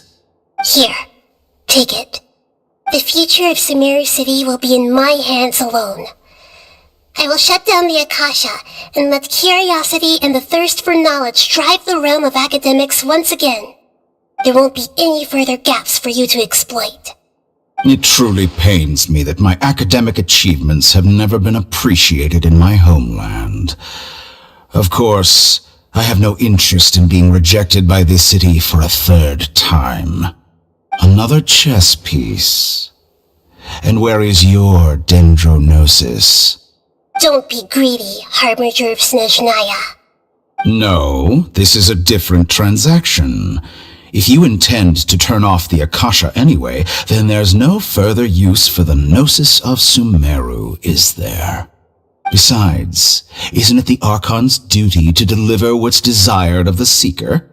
Oh, judging from your expression, you don't seem to find the idea very agreeable. Then let's think of it this way. Since you're the god of wisdom, how about I exchange some knowledge with you? People exchanging knowledge with the God of Wisdom is the stuff of legends, yet here you wish to exchange knowledge for the God of Wisdom's property. Arrogant as that is, it has piqued my interest. Let me ask you, have you in all your mighty knowledge ever heard the rumor that the skies of Teyvat are fake? Huh? That's the secret hidden by Ermin's soul concerning the truth of this world. Once I finish telling you about this, it will be time for me to say goodbye. With negotiations, we've all gotten what we wanted. I'm very glad I got to meet you like this. Your arrogance may know no bounds, and convictions may mean nothing to you. But I'll still listen to what you have to say.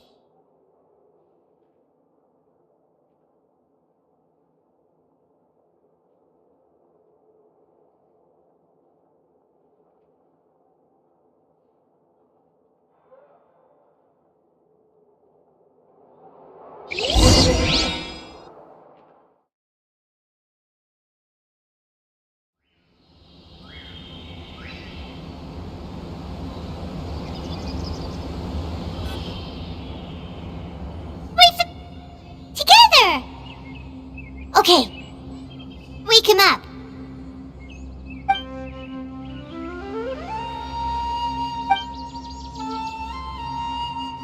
Are you awake?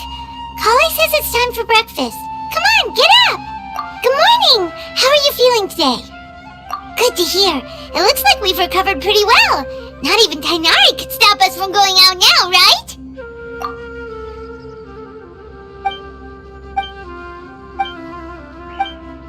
Come on, Traveler, let's go!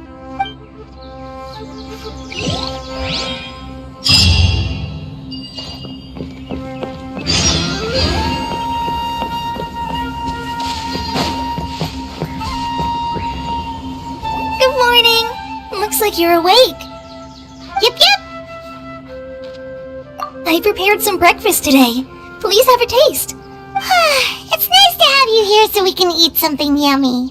Well, now that I've recovered from Alizar, I'm feeling better than ever. I can even prepare 4 or 5 meals a day now. And Paimon bets they're all delicious. Oh, by the way, someone brought a letter for you after you went to sleep last night. Nope, Paimon wanted to read the letter with you after you woke up, so Paimon didn't open it. Alright, let's read it now. Oh, it's from Nilu. Ahem. We're going to hold a feast at the Grand Bazaar and celebrate Cyano's reinstatement as the General Mahamatra. As heroes of Sumeru, please be sure to attend. I'll wait for you. The date of the banquet is written on the back. It's in 2 days. Oh, I've also heard that you've become heroes here as well. That's amazing. Everyone's aware of your abilities. There's no need to be modest. Anyway, let's go to the Grand Bazaar to have a look. Oh, before you leave, be sure to inform Master Tainari.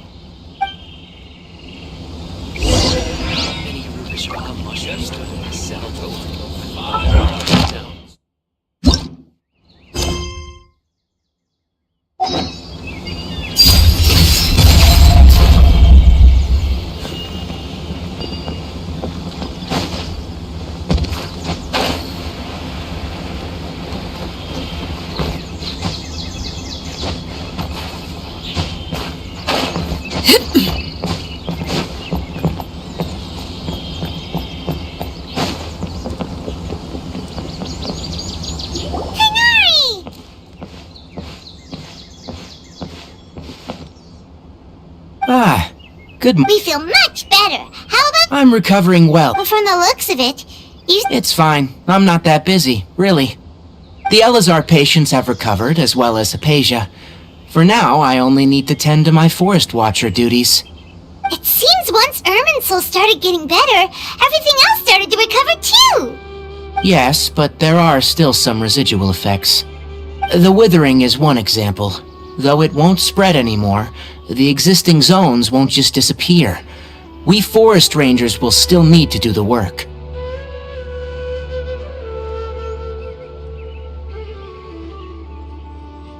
By the way, we have some good news! Sino got his position back! This news is hardly new. He had already mentioned it to me before. Huh? You mean he was already here? Why didn't he come to say hi to us? He visited once, but he was afraid of disturbing you while you were resting. He just asked me a few questions and left. Then you probably already know all about the celebration feast. Celebration feast? No, I haven't heard anything about that. Huh? But didn't Nilu say in her letter that they would celebrate Sino? He didn't tell you? Perhaps. Or, alternatively, he doesn't know about it either. Come to think of it, Sino doesn't seem like the type who'd enjoy a celebration feast.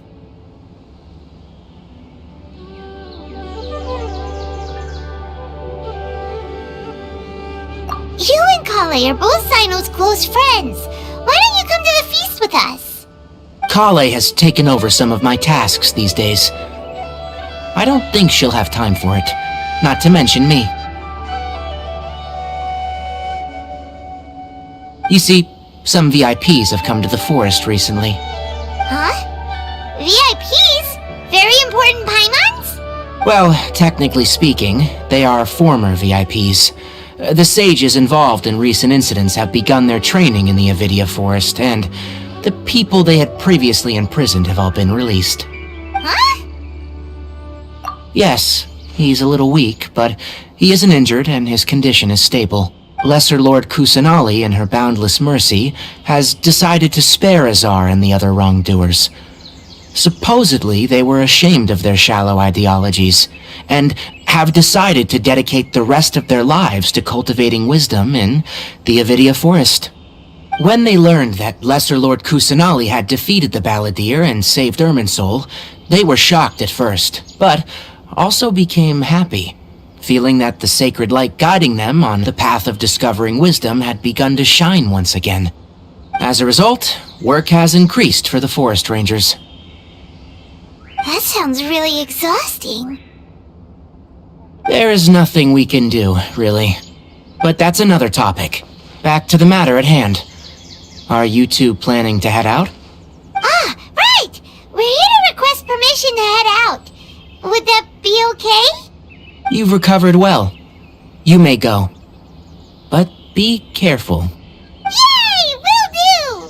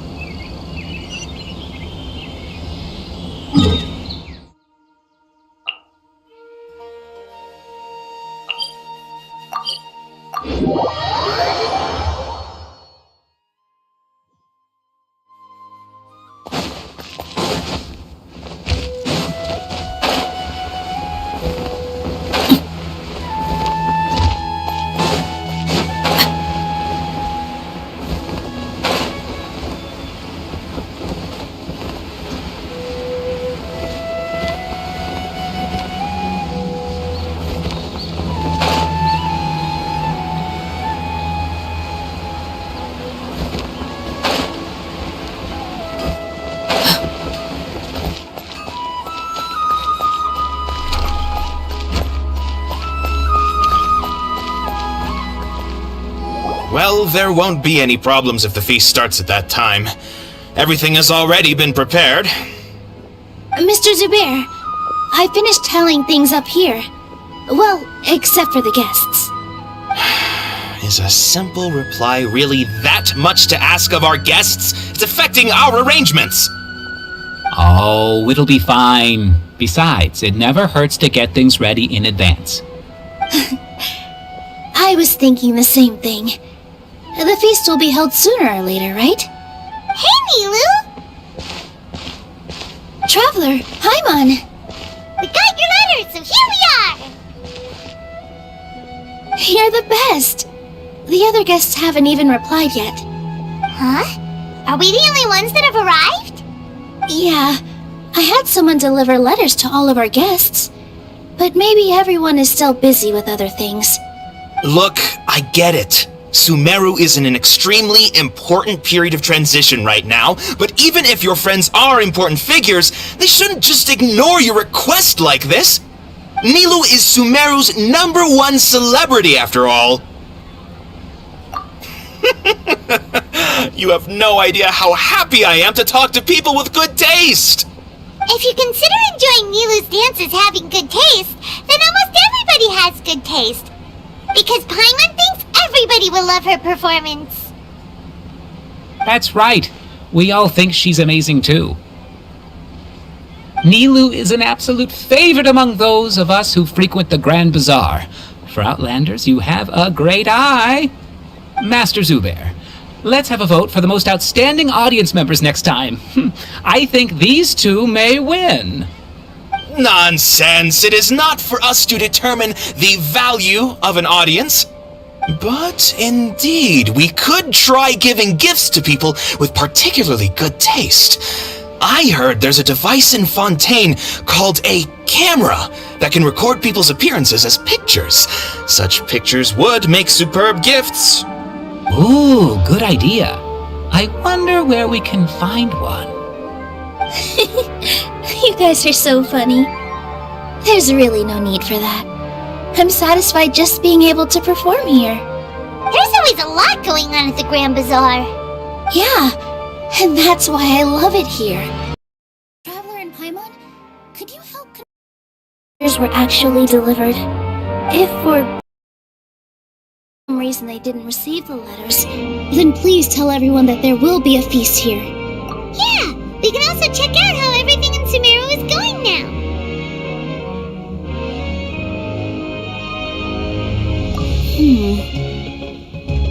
When I wrote the letters, I heard that Dia was in Port Ormos, and Alhaitham was at the Academia.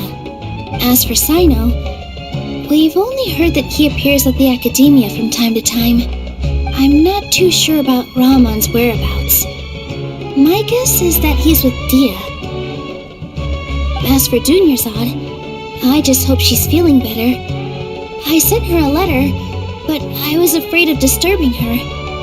If you have time, please ask about her for me. Okay, got it. Let's go, Traveler.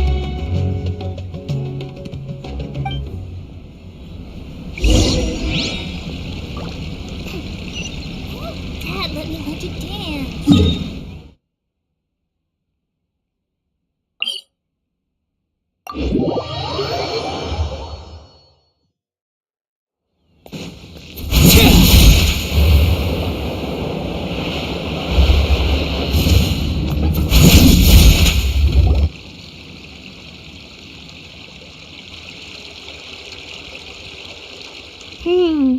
We haven't seen Alhaitham anywhere.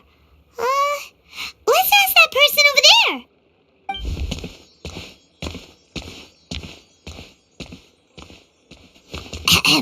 Hey there, have you seen Alhaitham around? Yes, it seems Scribe Alhaitham has gone to the House of Dana. You should be able to find him there. But you're already the second group of people I've seen looking for him today. He must be quite the busy man. Oh? Who else was looking for him? Mr. Cavey was just here asking about him. You wouldn't believe how terrible their relationship is. And now you two are here. Don't tell me everyone's here looking for gossip about the sages.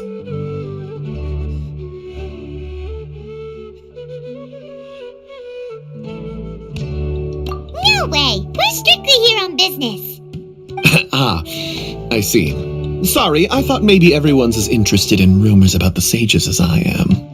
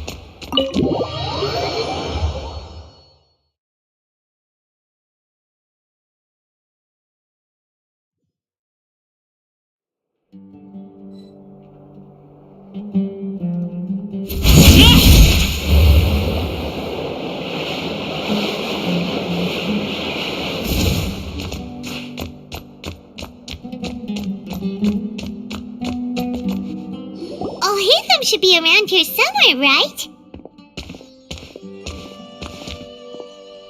Oh, he's over there! But it looks like he might not have time for us.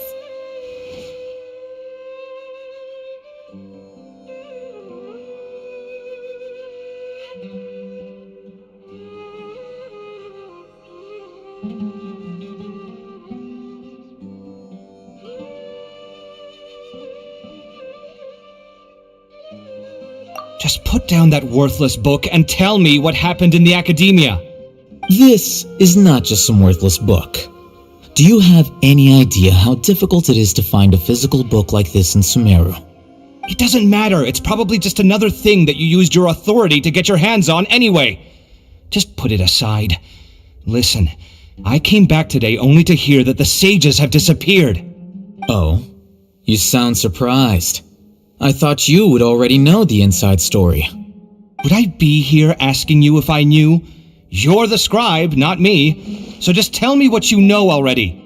Well, I almost became a sage. Huh? Oh, don't sound too surprised now. You're the renowned Kaveh, light of the Ksharawar. Besides, as a master builder and craftsman, chances are you'll be appointed as a sage too. Why do I feel like you don't really mean it? What makes you say that? Why would you question my heartfelt sincerity? Maybe it's because you've never said anything good about me before. Yeah, well, I share a similar sentiment, and anyone who knows you as well as I do would surely do the same. You... See? This is why I hate discussing anything with you. Your ridiculous and arrogant attitude always gets in the way. It seems that you really can't stand my personality. Ha! What was your first clue? Well, then you might as well move out of my house. Are you threatening me? Stooping to a new low, I see. Ugh, and don't change the subject. You, a sage? What a joke. The academia might as well just close tomorrow. Are they having a fight? Forget what's going on with the academia.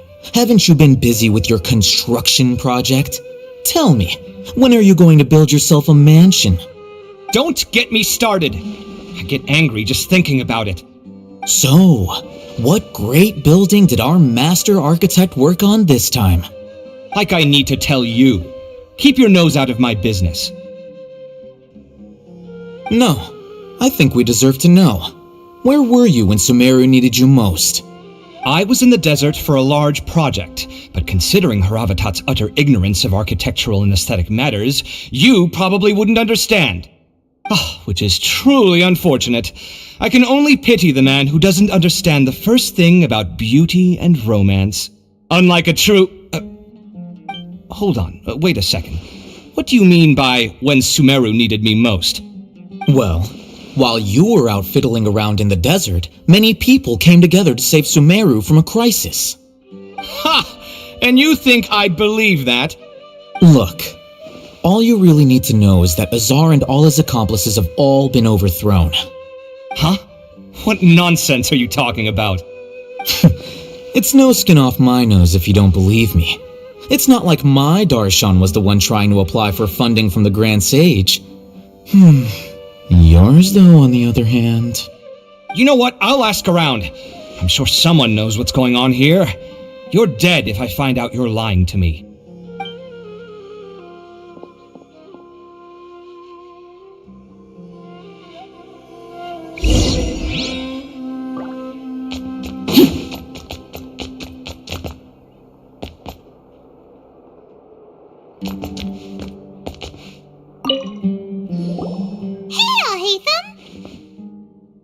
Oh, it's you two. What's the matter? We're running some errands for Nilu. Have you received her letter? Letter? Nilu said she sent out a letter inviting everyone to a celebration feast in 2 days at the Grand Bazaar. We'll also be celebrating Zaino's reinstatement as General Mahamatra.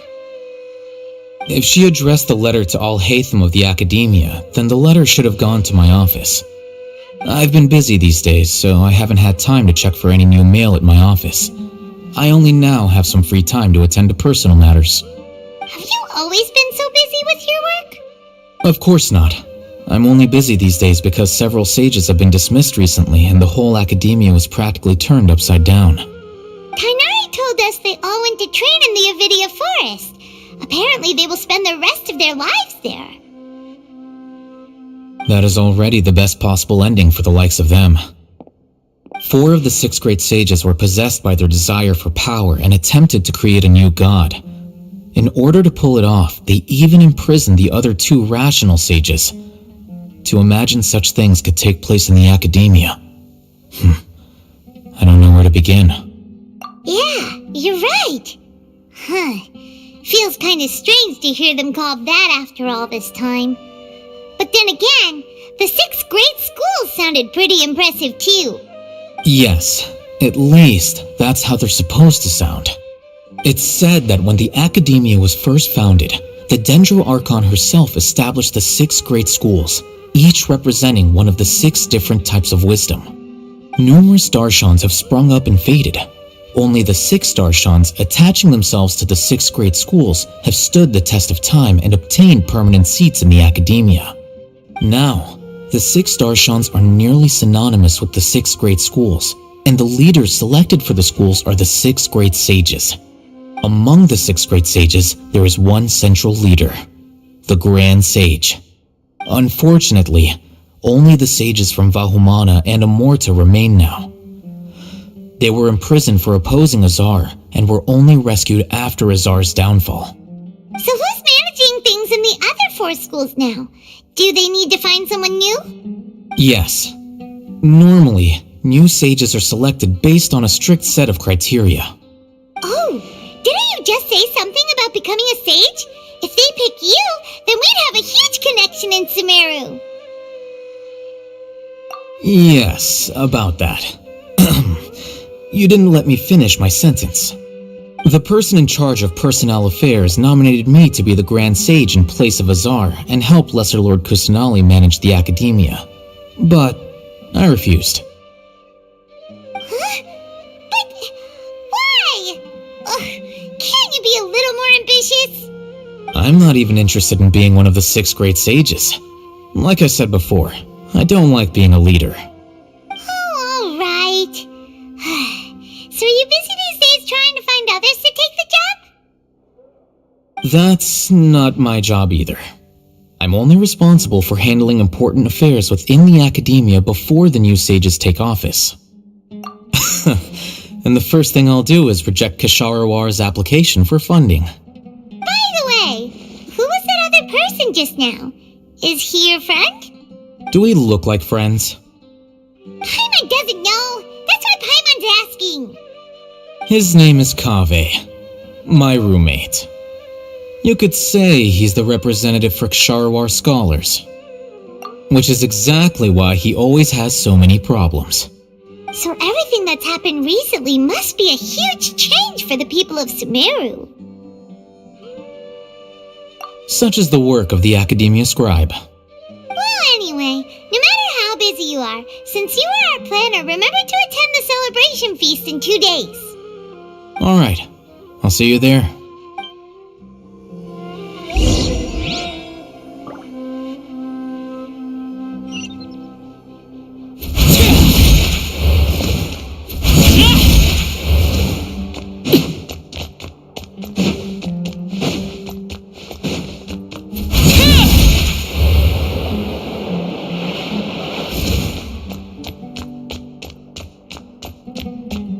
Please show me your credentials before borrowing books.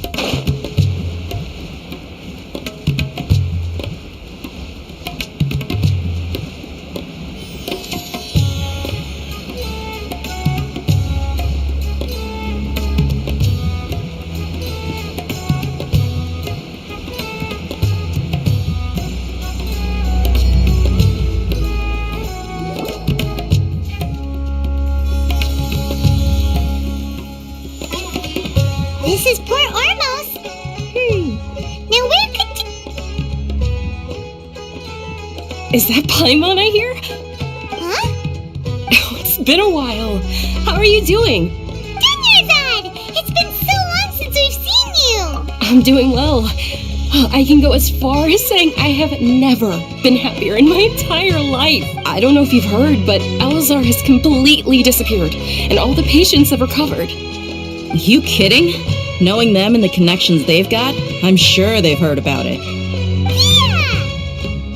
That's right. My lady is feeling better now, so I'm accompanying her for a walk. Why do you still call me that, Dia? You've already informed my father of your resignation. I guess I'm just used to calling you my lady. Old habits die hard. Resignation? You mean you're quitting? Yeah, I might start losing my edge if I keep being a bodyguard for the Homayanis. You know that my parents and I are fond of you, and that we appreciate you very much. It wouldn't be a problem if you wish to continue to be our bodyguard. I'm not a woman that's easily persuaded. You should know that by now, my lady. When I took this job, I had already decided that I'd quit as soon as you'd recovered. It's time for me to get back out there and chase that horizon. So what are you gonna do now if you're not gonna be a bodyguard anymore? I want to take a risky job and put my body to the test again. Huh? But we literally just finished one of the most dangerous jobs ever! Are you getting bored already? I know. If I hadn't joined in that plan with you, I wouldn't have come up with this idea. I guess I still get fired up by that feeling of going all out in a fight. It made me realize that I'm still a mercenary through and through. Life is short, and I'm happy that I got to be a part of that operation. But the whole thing also made me realize that there are still many problems in Sumeru, and as a desert dweller, I'm still not completely ready to settle down on this side of the wall. Well, I remember a friend had someone bring you a message. You mean I'll hate them? I didn't expect him to still remember that. I thought he was joking. We just came from talking with Al-Haytham at the Academia. Did he tell you that he suggested that I come work at the Academia? What? I heard that Azar and his cronies fell from power, and Al-Haytham told me that now was a good time to find a job in the Academia, but only if I wanted to. Whoa. Paimon can't see you being anything other than a mercenary. Me neither. Oh, but I think Dia would look great dressed up as a scholar. Ugh, forget about it. I wouldn't last 10 seconds in there. Al-Haytham probably just liked the way I worked and knew I'm good in a fight, so he suggested I find some work in the Academia. But you know, if you take him up on the offer, Sino might actually agree and let you become a Matra. Because you're super amazing!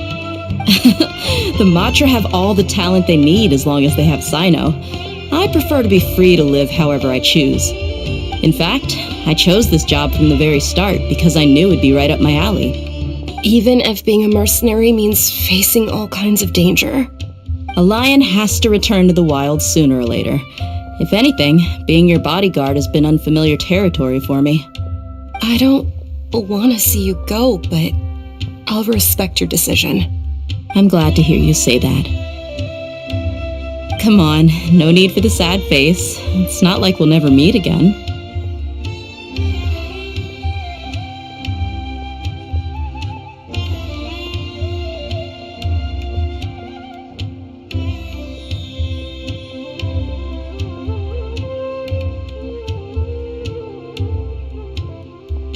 Once the whole Dendro Archon thing is settled, everything in Sumeru will take a turn for the better.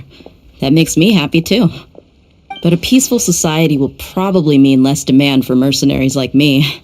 Before long, we'll be a dying breed. So I'd better get to work while I still can. Huh? But, wait a second! You make it sound like you're leaving now! Well, no, not yet at least. I promised my lady I'd stick around until next week. So, have you been in Port Ormos this entire time? We were wondering if you had received a letter from Nilu. Oh, did Nilu write to us? She heard that you were seen in Port Ormos, so she sent the letter here. Huh. It was probably sent to the inn that we're staying at. My lady has been very energetic lately, and keeps taking me on hikes, staying out even into the night. By the time we get back, the receptionist is usually off napping on the job. Right, and we tend to leave quite early in the morning, so the old man on duty is also usually dozing off. So what it really sounds like is that the person on duty is always asleep. I bet the letter's at the reception desk. I'll go check later. No wonder there wasn't a reply. You never received the letter. Good thing Nilu asked us to come and check on that. Sorry to make you two come all the way out here. It must be something important for Nilu to specifically write to us like that. Yes, she said they were preparing a victory feast in the Grand Bazaar, and will also be celebrating Sino's reinstatement as General Mahamatra. She was hoping you could come. Great! I'll be sure to attend. Count me in too. But is there some sort of dress code or anything for the feast? Can I just show up looking like this? Since it's being organized by Nilu, I don't think she'll be too picky about that. If anything, I think she wants to see us as our most natural selves. All right, then this is how I'll show up. The feast will be held in 2 days, so don't forget. Sure. Thank you so much for letting us know. We'll see you there. Oh, by the way, do you happen to know where Sino and Raman are? The General Mahamatra always comes and goes without a trace. Normally no one knows his whereabouts. Oh. But last time we met, he mentioned that he had something to do in Aru village. You can try your luck there. As for Raman, your guess is as good as mine. I only remember he said that he had something to discuss with Sino. You can ask Sino when you meet him.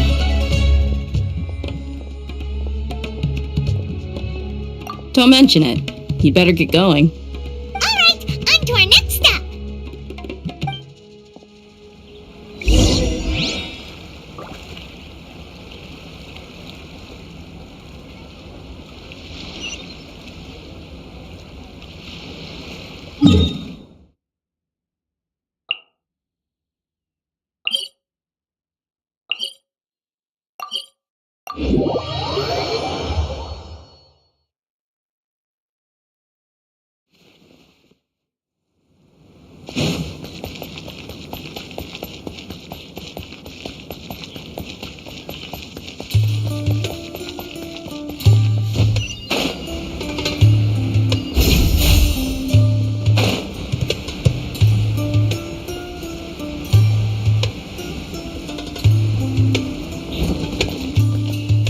It's been a while since we last visited Aru Village. Ah, there's Sino!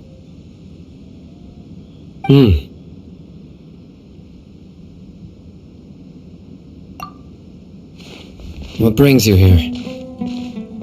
We recovered well, and Tanari agreed to let us leave, so now we're out and about again. It seems Gandharvaville's medical treatment is still as good as ever. And Tanari is recovering well, too. That's good to hear.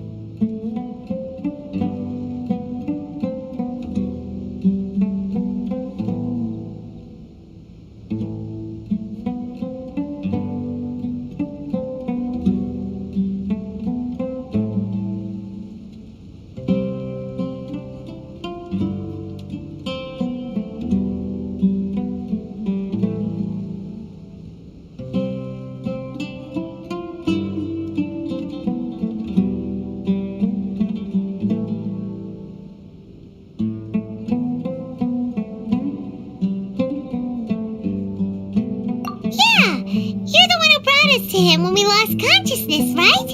Thanks for that. You're welcome. Tainari has excellent medical skills, and Kale is quite attentive. It was the best place for you. But why are you just standing here like a dead tree? I'm meeting some people. Oh, you mean Candace? I've already talked with Candace and the village chief. They're still at the usual place. You can go there if you'd like to see them. But you know one of the people I'm meeting as well. Oh, by King Deshret's blessing, my friend suddenly appears in the desert. Don't tell me you've run into trouble and need us to help now. Roman! And... Sataria? Oh, you know me? Oh, well, you're pretty famous in the academia. Don't worry, these are our friends. No need to be so guarded. I see.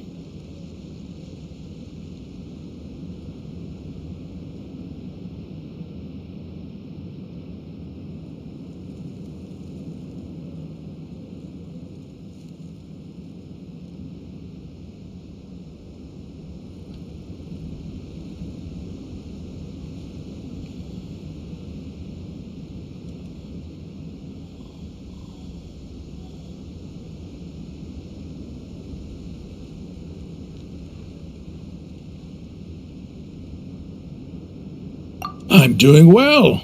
Many good things have happened recently. Same here. Really, I feel that my whole life has started to shine after suddenly finding a new direction. Oh, tell us everything. Yeah, you go ahead. Alright, well, I suppose I should start by saying I've decided to leave the academia. What?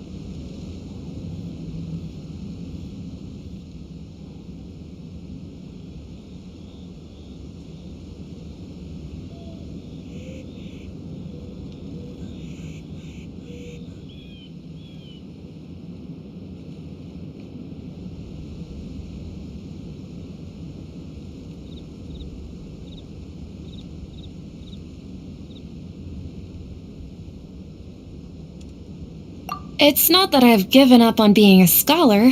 Instead, you could say I've found a new identity. I will no longer pursue research like a typical scholar, but I have not completely given up on my relationship to knowledge either. I can see what you're saying now. What do you mean? I plan to leave the academia and return to teach here in the desert. Wow, so you want to become a teacher? Sataria will return to support education here and teach people from the desert. She can't teach everyone on her own, but there are many of us Eremites all over Sumeru. She came to discuss a collaboration with me and hoped that I could bring her ideas to the Eremites. Yes, it's my hope that the Eremites can help me select a group of smart people with the best aptitude for teaching. I'll teach them, and after they've finished learning from me, they can go educate more people. That is the true meaning of education and the spreading of knowledge. The people of King Deshret suffer from sandstorms, exile, and ignorance. Miss Sataria is more than welcome to come teach here. Her arrival is like a star shining in the desert night. The stars have always guided caravans, thieves, soldiers, and travelers who get lost in the night. They lead those in the dark out of trouble and back to safety. Oh, please, where's all of this coming from? I'm starting to feel a little embarrassed. You deserve these compliments. Mercenaries are accustomed to danger and don't fear death, which is why we recognize extraordinary actions the common people would easily overlook. Sataria's idea will bring much good to many people. At first, I feared it was destined to fail. Everyone knows that the academia doesn't allow scholars to teach in the desert without permission. As you know, all knowledge is under their surveillance and control, and very few desert dwellers are as lucky as me. But what I heard at that time has been haunting my heart, as if there were lightning bolts constantly bombarding my soul. Sataria, you tread a treacherous path, and the longer you ignore it, the tighter the academia's grasp on you will become. Sataria, why haven't you gone home? Never forget that the desert that belongs to you lies elsewhere. Miss. These words sparked something in me, and I knew that I had to bring something back to my people after going home. I gathered up the courage to approach the Grand Sage, only to find that he was no longer at the academia. Lord Sino told me that Azar didn't belong there anymore. Azar has received much-needed punishment. Though, if you ask me, it may have been too light. You probably have already heard. Lord Sino helped me obtain permission to leave the academia for the desert, and accompanied me here to discuss collaboration with members of the Eremites. My plan was able to go smoothly thanks to him and Rahman. You're all doing so much for the desert. Aside from that, I also have some other business to discuss with Sino. Lesser Lord Kusanali has allocated many resources to support and develop the desert. I've done some business for her, and part of it required the assistance of the Eremites. I applied for a few batches of educational materials from the academia, and sent them to several groups in the desert, as instructed by Lesser Lord Kusanali. I believe the people will make good use of them. That's exactly what the people here need. Physical books and other related items. If it weren't for Sino and Lesser Lord Kusanali, I'm afraid we'd never be able to get our hands on them. Apart from this, the academia is also recruiting scholars that are willing to teach in the desert. I'll let you and Sataria know as soon as I have any more news. We must be persistent about this, and maintain these resources to ensure long-term effectiveness. This is the first time in hundreds of years we've had a glimmer of hope. I think this may be the turning point for the desert. Remember these words. Here lies our faithful priest, Kasala. His wisdom is a miracle among the people, deserving of high praise and admiration. I hope people with wisdom like that priest will rise again among the desert dwellers. Then we'll once again see the wisdom and glory that once shook the world. Enough about us. Are you here to discuss some business too? No, not at all. We're actually here on behalf of Nilu. Neva wanted to write to everyone, but she wasn't sure where the letters should be sent, so she asked us to come find everyone personally. A celebration feast will be held in 2 days at the Grand Bazaar. She hopes that all of you will be able to attend.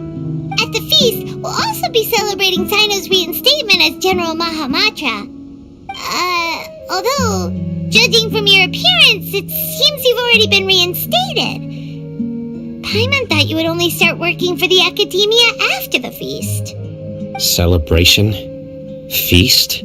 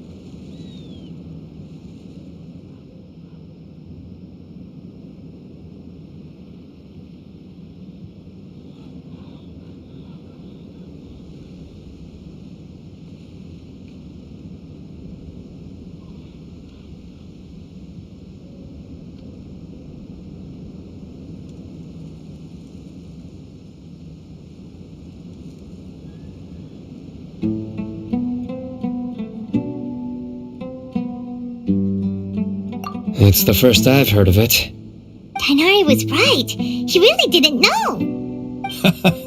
This feast is for you, Sino. Sounds to me like you'll have to be there. It's rare to see that kind of expression from Lord Sino. You must not like feasts very much. No, not really. But I'll go.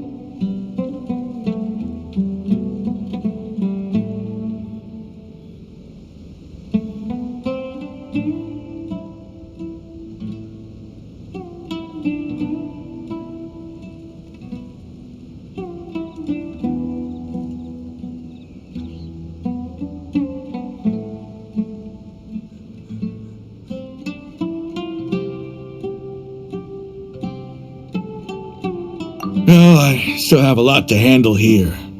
Besides, I need to look after Miss Sataria in the desert, so I'll have to pass. I'm afraid I won't be able to join you. Although, if you'd be so kind, please give a message to Miss Nilu for me. The message is, I'm sorry for how I treated you before, but now I understand the beauty of your dance. It's like a light shining in the sky. You and the art you symbolize are not only beautiful, but also lively and powerful, so much so that it was prohibited. Please keep dancing, and someday I'll be able to appreciate your art in person. Okay, we've got all that down.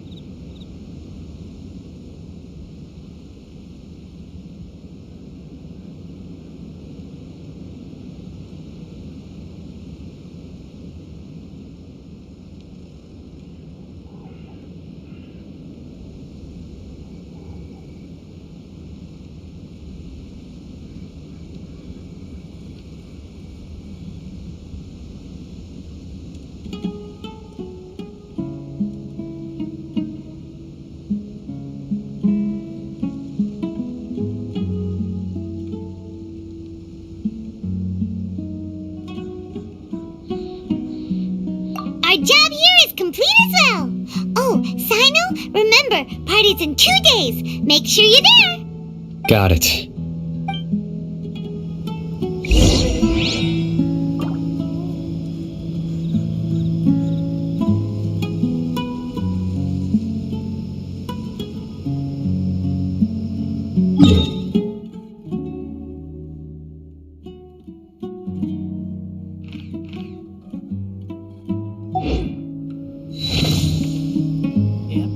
The numbers are correct.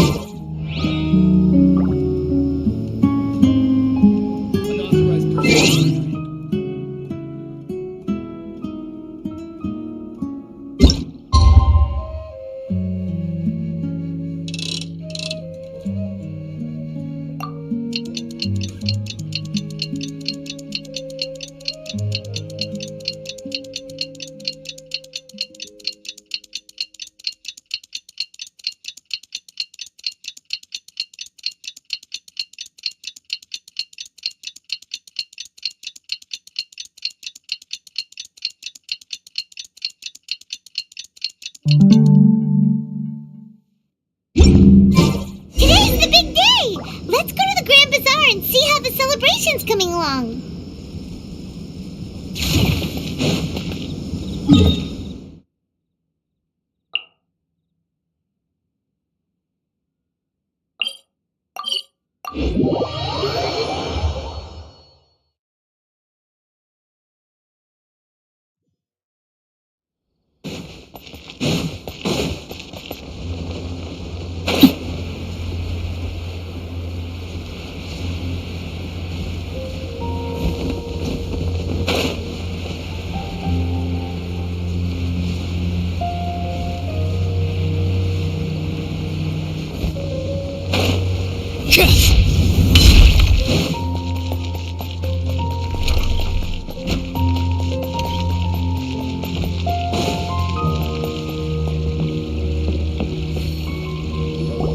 Everybody's already here. Looks like we're the last ones to arrive. You're here. Ah, there you are. Well, look who finally decided to show up. You look like you came here immediately after finishing up some work. I'm very happy to see you here. But we're not late, are we? It's just that everyone else arrived ahead of time. I propose that the last one who arrived be put in charge of today's speeches. Nah, there won't be any speeches today. Oh, really? Well, even better. Come join us over here. Let's share some great food and drinks, and chat about all sorts of fun things. Everything looks quite good. Wow! Paimon can't wait! Traveler, just look at all the delicious food here!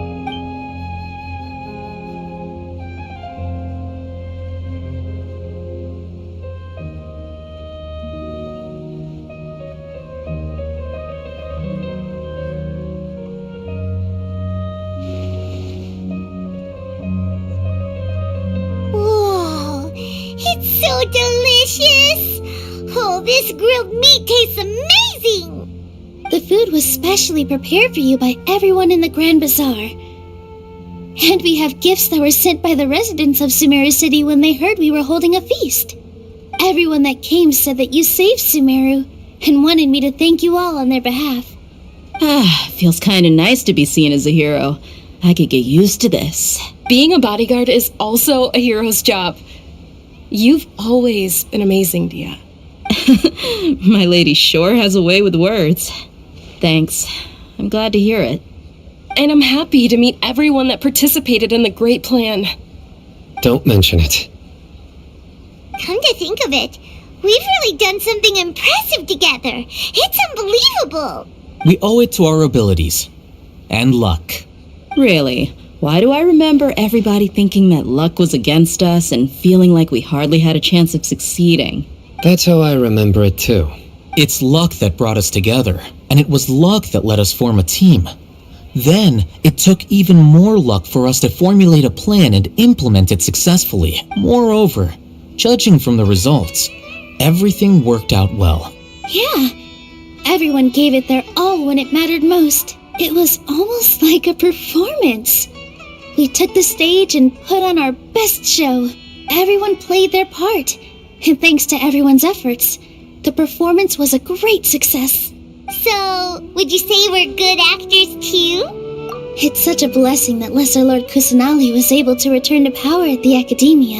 Yes! Even after being abandoned and neglected so many times, she's finally returned. Uh-huh. Lesser Lord Kusanali once used all her power in a great disaster, which resulted in her losing all her wisdom and memories of the past. The Academia basically abandoned her because of it. This should be something everybody should remember. Huh? You look surprised. I didn't say anything wrong, did I? No, everything you said is correct. That's good. Something wrong? Yeah, what's with that face? You knew all of this already. Even if those two giants of the Academia are here, I still have to say it. Those sages really have some nerve.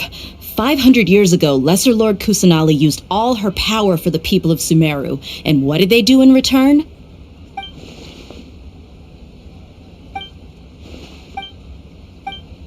If you bite the hand that feeds you, don't act surprised when it turns into a knuckle sandwich, right, Sino? Perhaps I shouldn't say this, but their treatment of Lesser Lord Kusanali calls for a more severe punishment. You could simply tell Lesser Lord Kusanali that you wish to have Azar and his accomplices severely punished. I respect our deity's decision, and won't interfere in any way. While we're on this topic, why didn't you accept the Academia's invitation to become the Grand Sage? Are you trying to say that I'm fit to be a sage? Not at all. But every person handling this election process has said that you are the most suitable candidate to lead the Academia right now. Why? Because he dethroned Azar from power? Could you try to put it another way? This is a good thing, yet you're making it sound like I overthrew Azar for my own personal gain. But seriously though, I always wondered if you had some personal motives behind it. I did have my own motive, but it had nothing to do with being a sage. If the rules of our nation were suddenly cast by the wayside, then it wouldn't be long until chaos ensued. I had no intention of letting their dreams disrupt my life. By that, you mean your life working as the Academia's scribe? Precisely. Wait, is that all? So, that's the only reason why you joined us and came up with all those plans? It's reason enough. You've certainly got quite the personality. You flatter me. All right then. How about you? You've already resumed work as the General Mahamatra, right? That's right. Will you be happy with that life? It's not about being happy. There are merely a lot of things that I must do. Even so, keep your spirits up and try to be happy, okay? And try to smile more every day, just like I'm doing now. Thank you. I'll keep that in mind.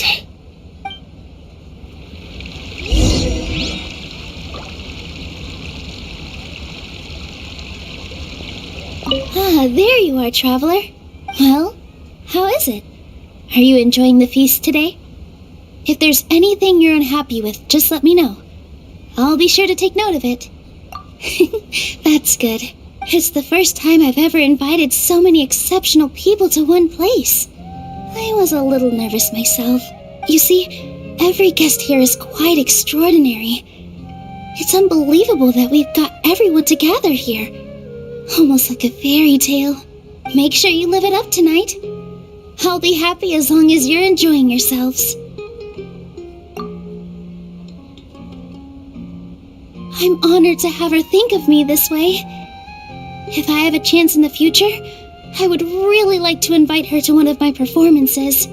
I can't explain why, but I just feel elated right now.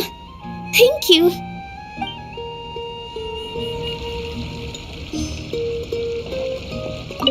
I seldom participate in such lively gatherings, but the atmosphere here is quite good. No, this gathering today has a unique meaning. The Grand Bazaar is lively because the people here feel happiness from the bottom of their hearts, unlike the farces at the Academia. That happiness is an emotion that'll be forever alien to those bookworms who have driven themselves insane by studying. I seem to have taken both keys when I left the house. Oh well.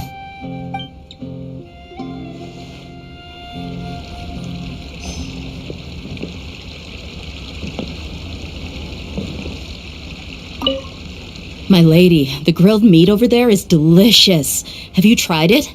Yes, I also tried some fruit just now. Oh, they're very sweet. What an amazing place to relax. No wonder everybody likes to rest at the Grand Bazaar. You said it. Oh, look who else is here. Hello. Oh, I'm so happy Nilu invited everybody. Oh, now I have the chance to meet all the heroes. Hey, less of that polite chit-chat and more eating and drinking. The feast is about having fun, not stuffy formalities.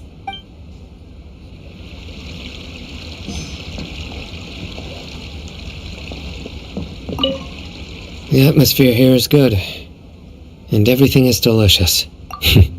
Yeah, I don't often come to such places, but it feels quite good. I have a lot to handle these days. Otherwise, I could show you around. There's always next time. We're friends after all. This feast is pretty good. I like it.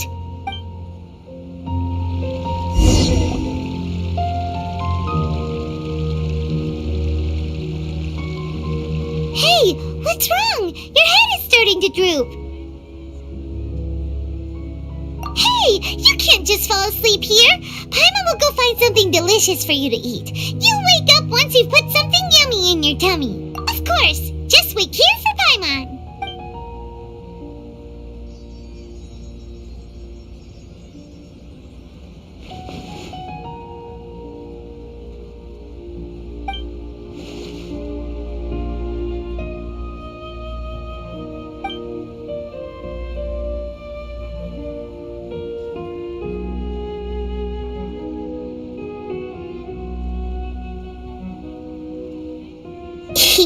It's me. The connection between us is amazing. It's like flora and the fence it grows upon. I heard there's an amazing celebration feast today at the Grand Bazaar. I wanted to have a look for myself, so I snuck in. Lately, I've been so busy dealing with all the fallout from recent events, so I really haven't had any free time. Although you've already helped me with a lot, there's still one more thing I hope you can help me with. Please say thank you to everyone for me. Oh, is it not convenient for you to do that for me? But if I just show up all of a sudden, people will become all quiet and stiff, won't they? What if I end up scaring them and ruining this wonderful feast? Let me think about it. Okay. Yes, I have.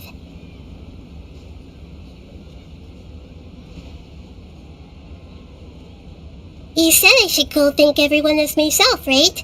So, I've decided to borrow your body for the time being. Please don't blame me.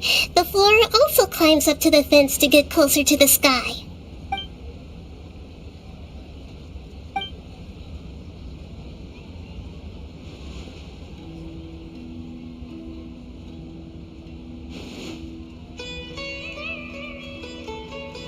Everyone! Are you awake now? Paimon was just about to bring you the food. It's me. Huh? That voice. Nahida? Hold up, what's going on? I didn't expect to have a conversation with the consciousness of Lesser Lord Kusanali in the Grand Bazaar. Interesting. Is this also a part of the feast? No, of course not. Are you Lesser Lord Kusanali? Oh, Nilu. You know who I am? Yes, I already know every one of you. Nilu, Alhaitham, Sino, Dia, Paimon, and Dunyarzad. Lesser Lord Kusanali? I took the liberty of occupying the traveler's body so that I could thank all of you in person. Thank you so much for rescuing me, even if that meant placing your own safety in peril and taking the risk of becoming enemies with the Academia, the sages, the doctor, the balladeer, and even the entirety of Sumeru. Without you, without any of you, I would have been in a much more difficult situation. Had you not helped me to resolve the crisis, not only I, but Sumeru people refer to you as the heroes who managed to rescue a god. I'm quite fond of this name. It not only explains your identities, but also bears witness to your relationship with me. Please, allow me to present to you my most sincere gratitude. Lesser Lord Kusanali, you have done so much for Sumeru, and I didn't even have a chance to do anything for you. You don't have to do this. Dunyarzad, the suffering you endured during your illness is also proof of you being with me and praying for me. Thank you. You don't need to be so ceremonious. It's always been my duty to protect you. This is how the relationship...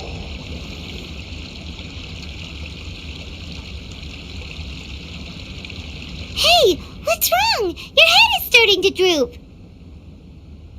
Hey, you can't just fall asleep here. Paimon will go find something delicious for you to eat. You wake up, of course. Just...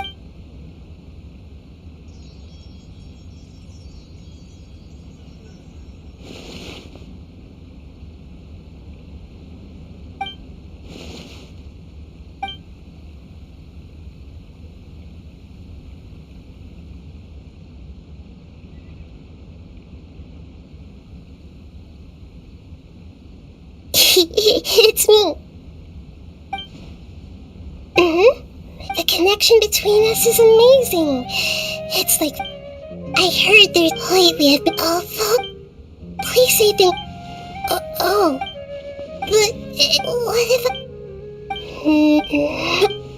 Yes, I have.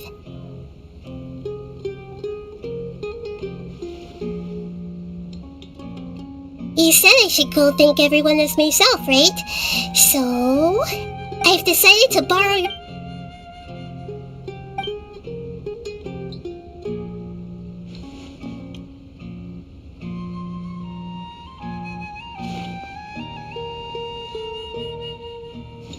Everyone! Are you awake now? Paimon was just a... It's me... Huh? Hold, I didn't expect... No, of course not. Are you...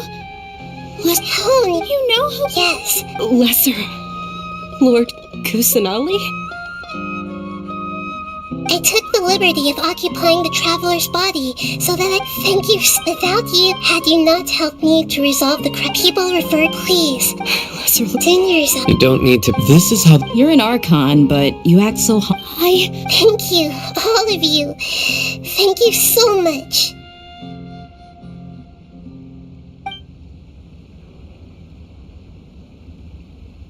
Yeah.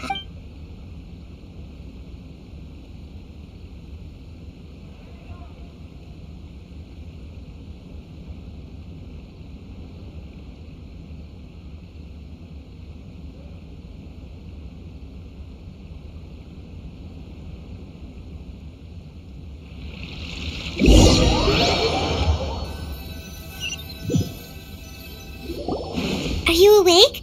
Did you rest well? After Nahida left, you ate a lot of food. You've become a glutton. That just means you still have a lot to learn from Master Paimon, the Sage of of gluttony! Alright, since you're awake now, should we go and have a chat with Nahida? She should be in the academia right about now. If you have any questions, now's your chance to ask.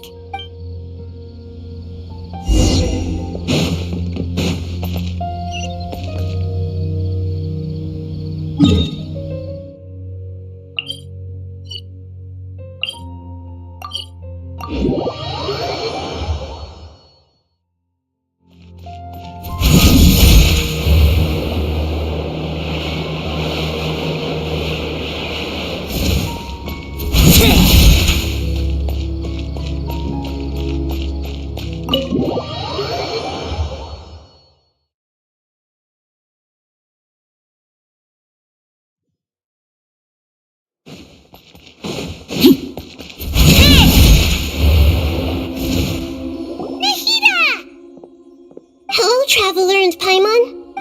What a fantastic night. I'm still immersed in all the happiness and joy, like a candle floating on water. So are we, and that's why we're here to talk with you. Is there anything you want to know? After recent events, the Akasha can no longer function as it used to. I've given it some thought, and have decided to shut it down permanently. But this is definitely not a bad thing. Even from the beginning, I've been planning to shut it down. The Akasha's centralized administration of knowledge has always restrained people's curiosity and curtailed the number of paths available to them. Although people may initially feel a little uncomfortable with the loss of the Akasha, they will soon understand that this life is more suitable for them. And as for the future of Sumeru, I'm preparing to regain control of the academia. The former sages have received their punishment, but the new sages have yet to be selected. I will oversee the process personally. I hope that the new 6 great sages will be more focused on academics. Sumeru needs such leaders more than ever. The other big issue is the people of King Deshret. All the residents of the desert, in fact. They have been mistreated for far too long.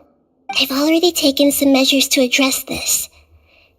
It will take some time to rebuild everything, but no matter if it's culture, friendship, or trust, we will rebuild it. You mean, what happened after the doctor put you to sleep?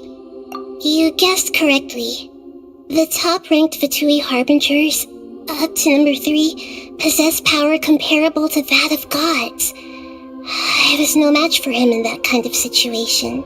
However, in spite of the bad situation, I still managed to make a fair deal with the doctor.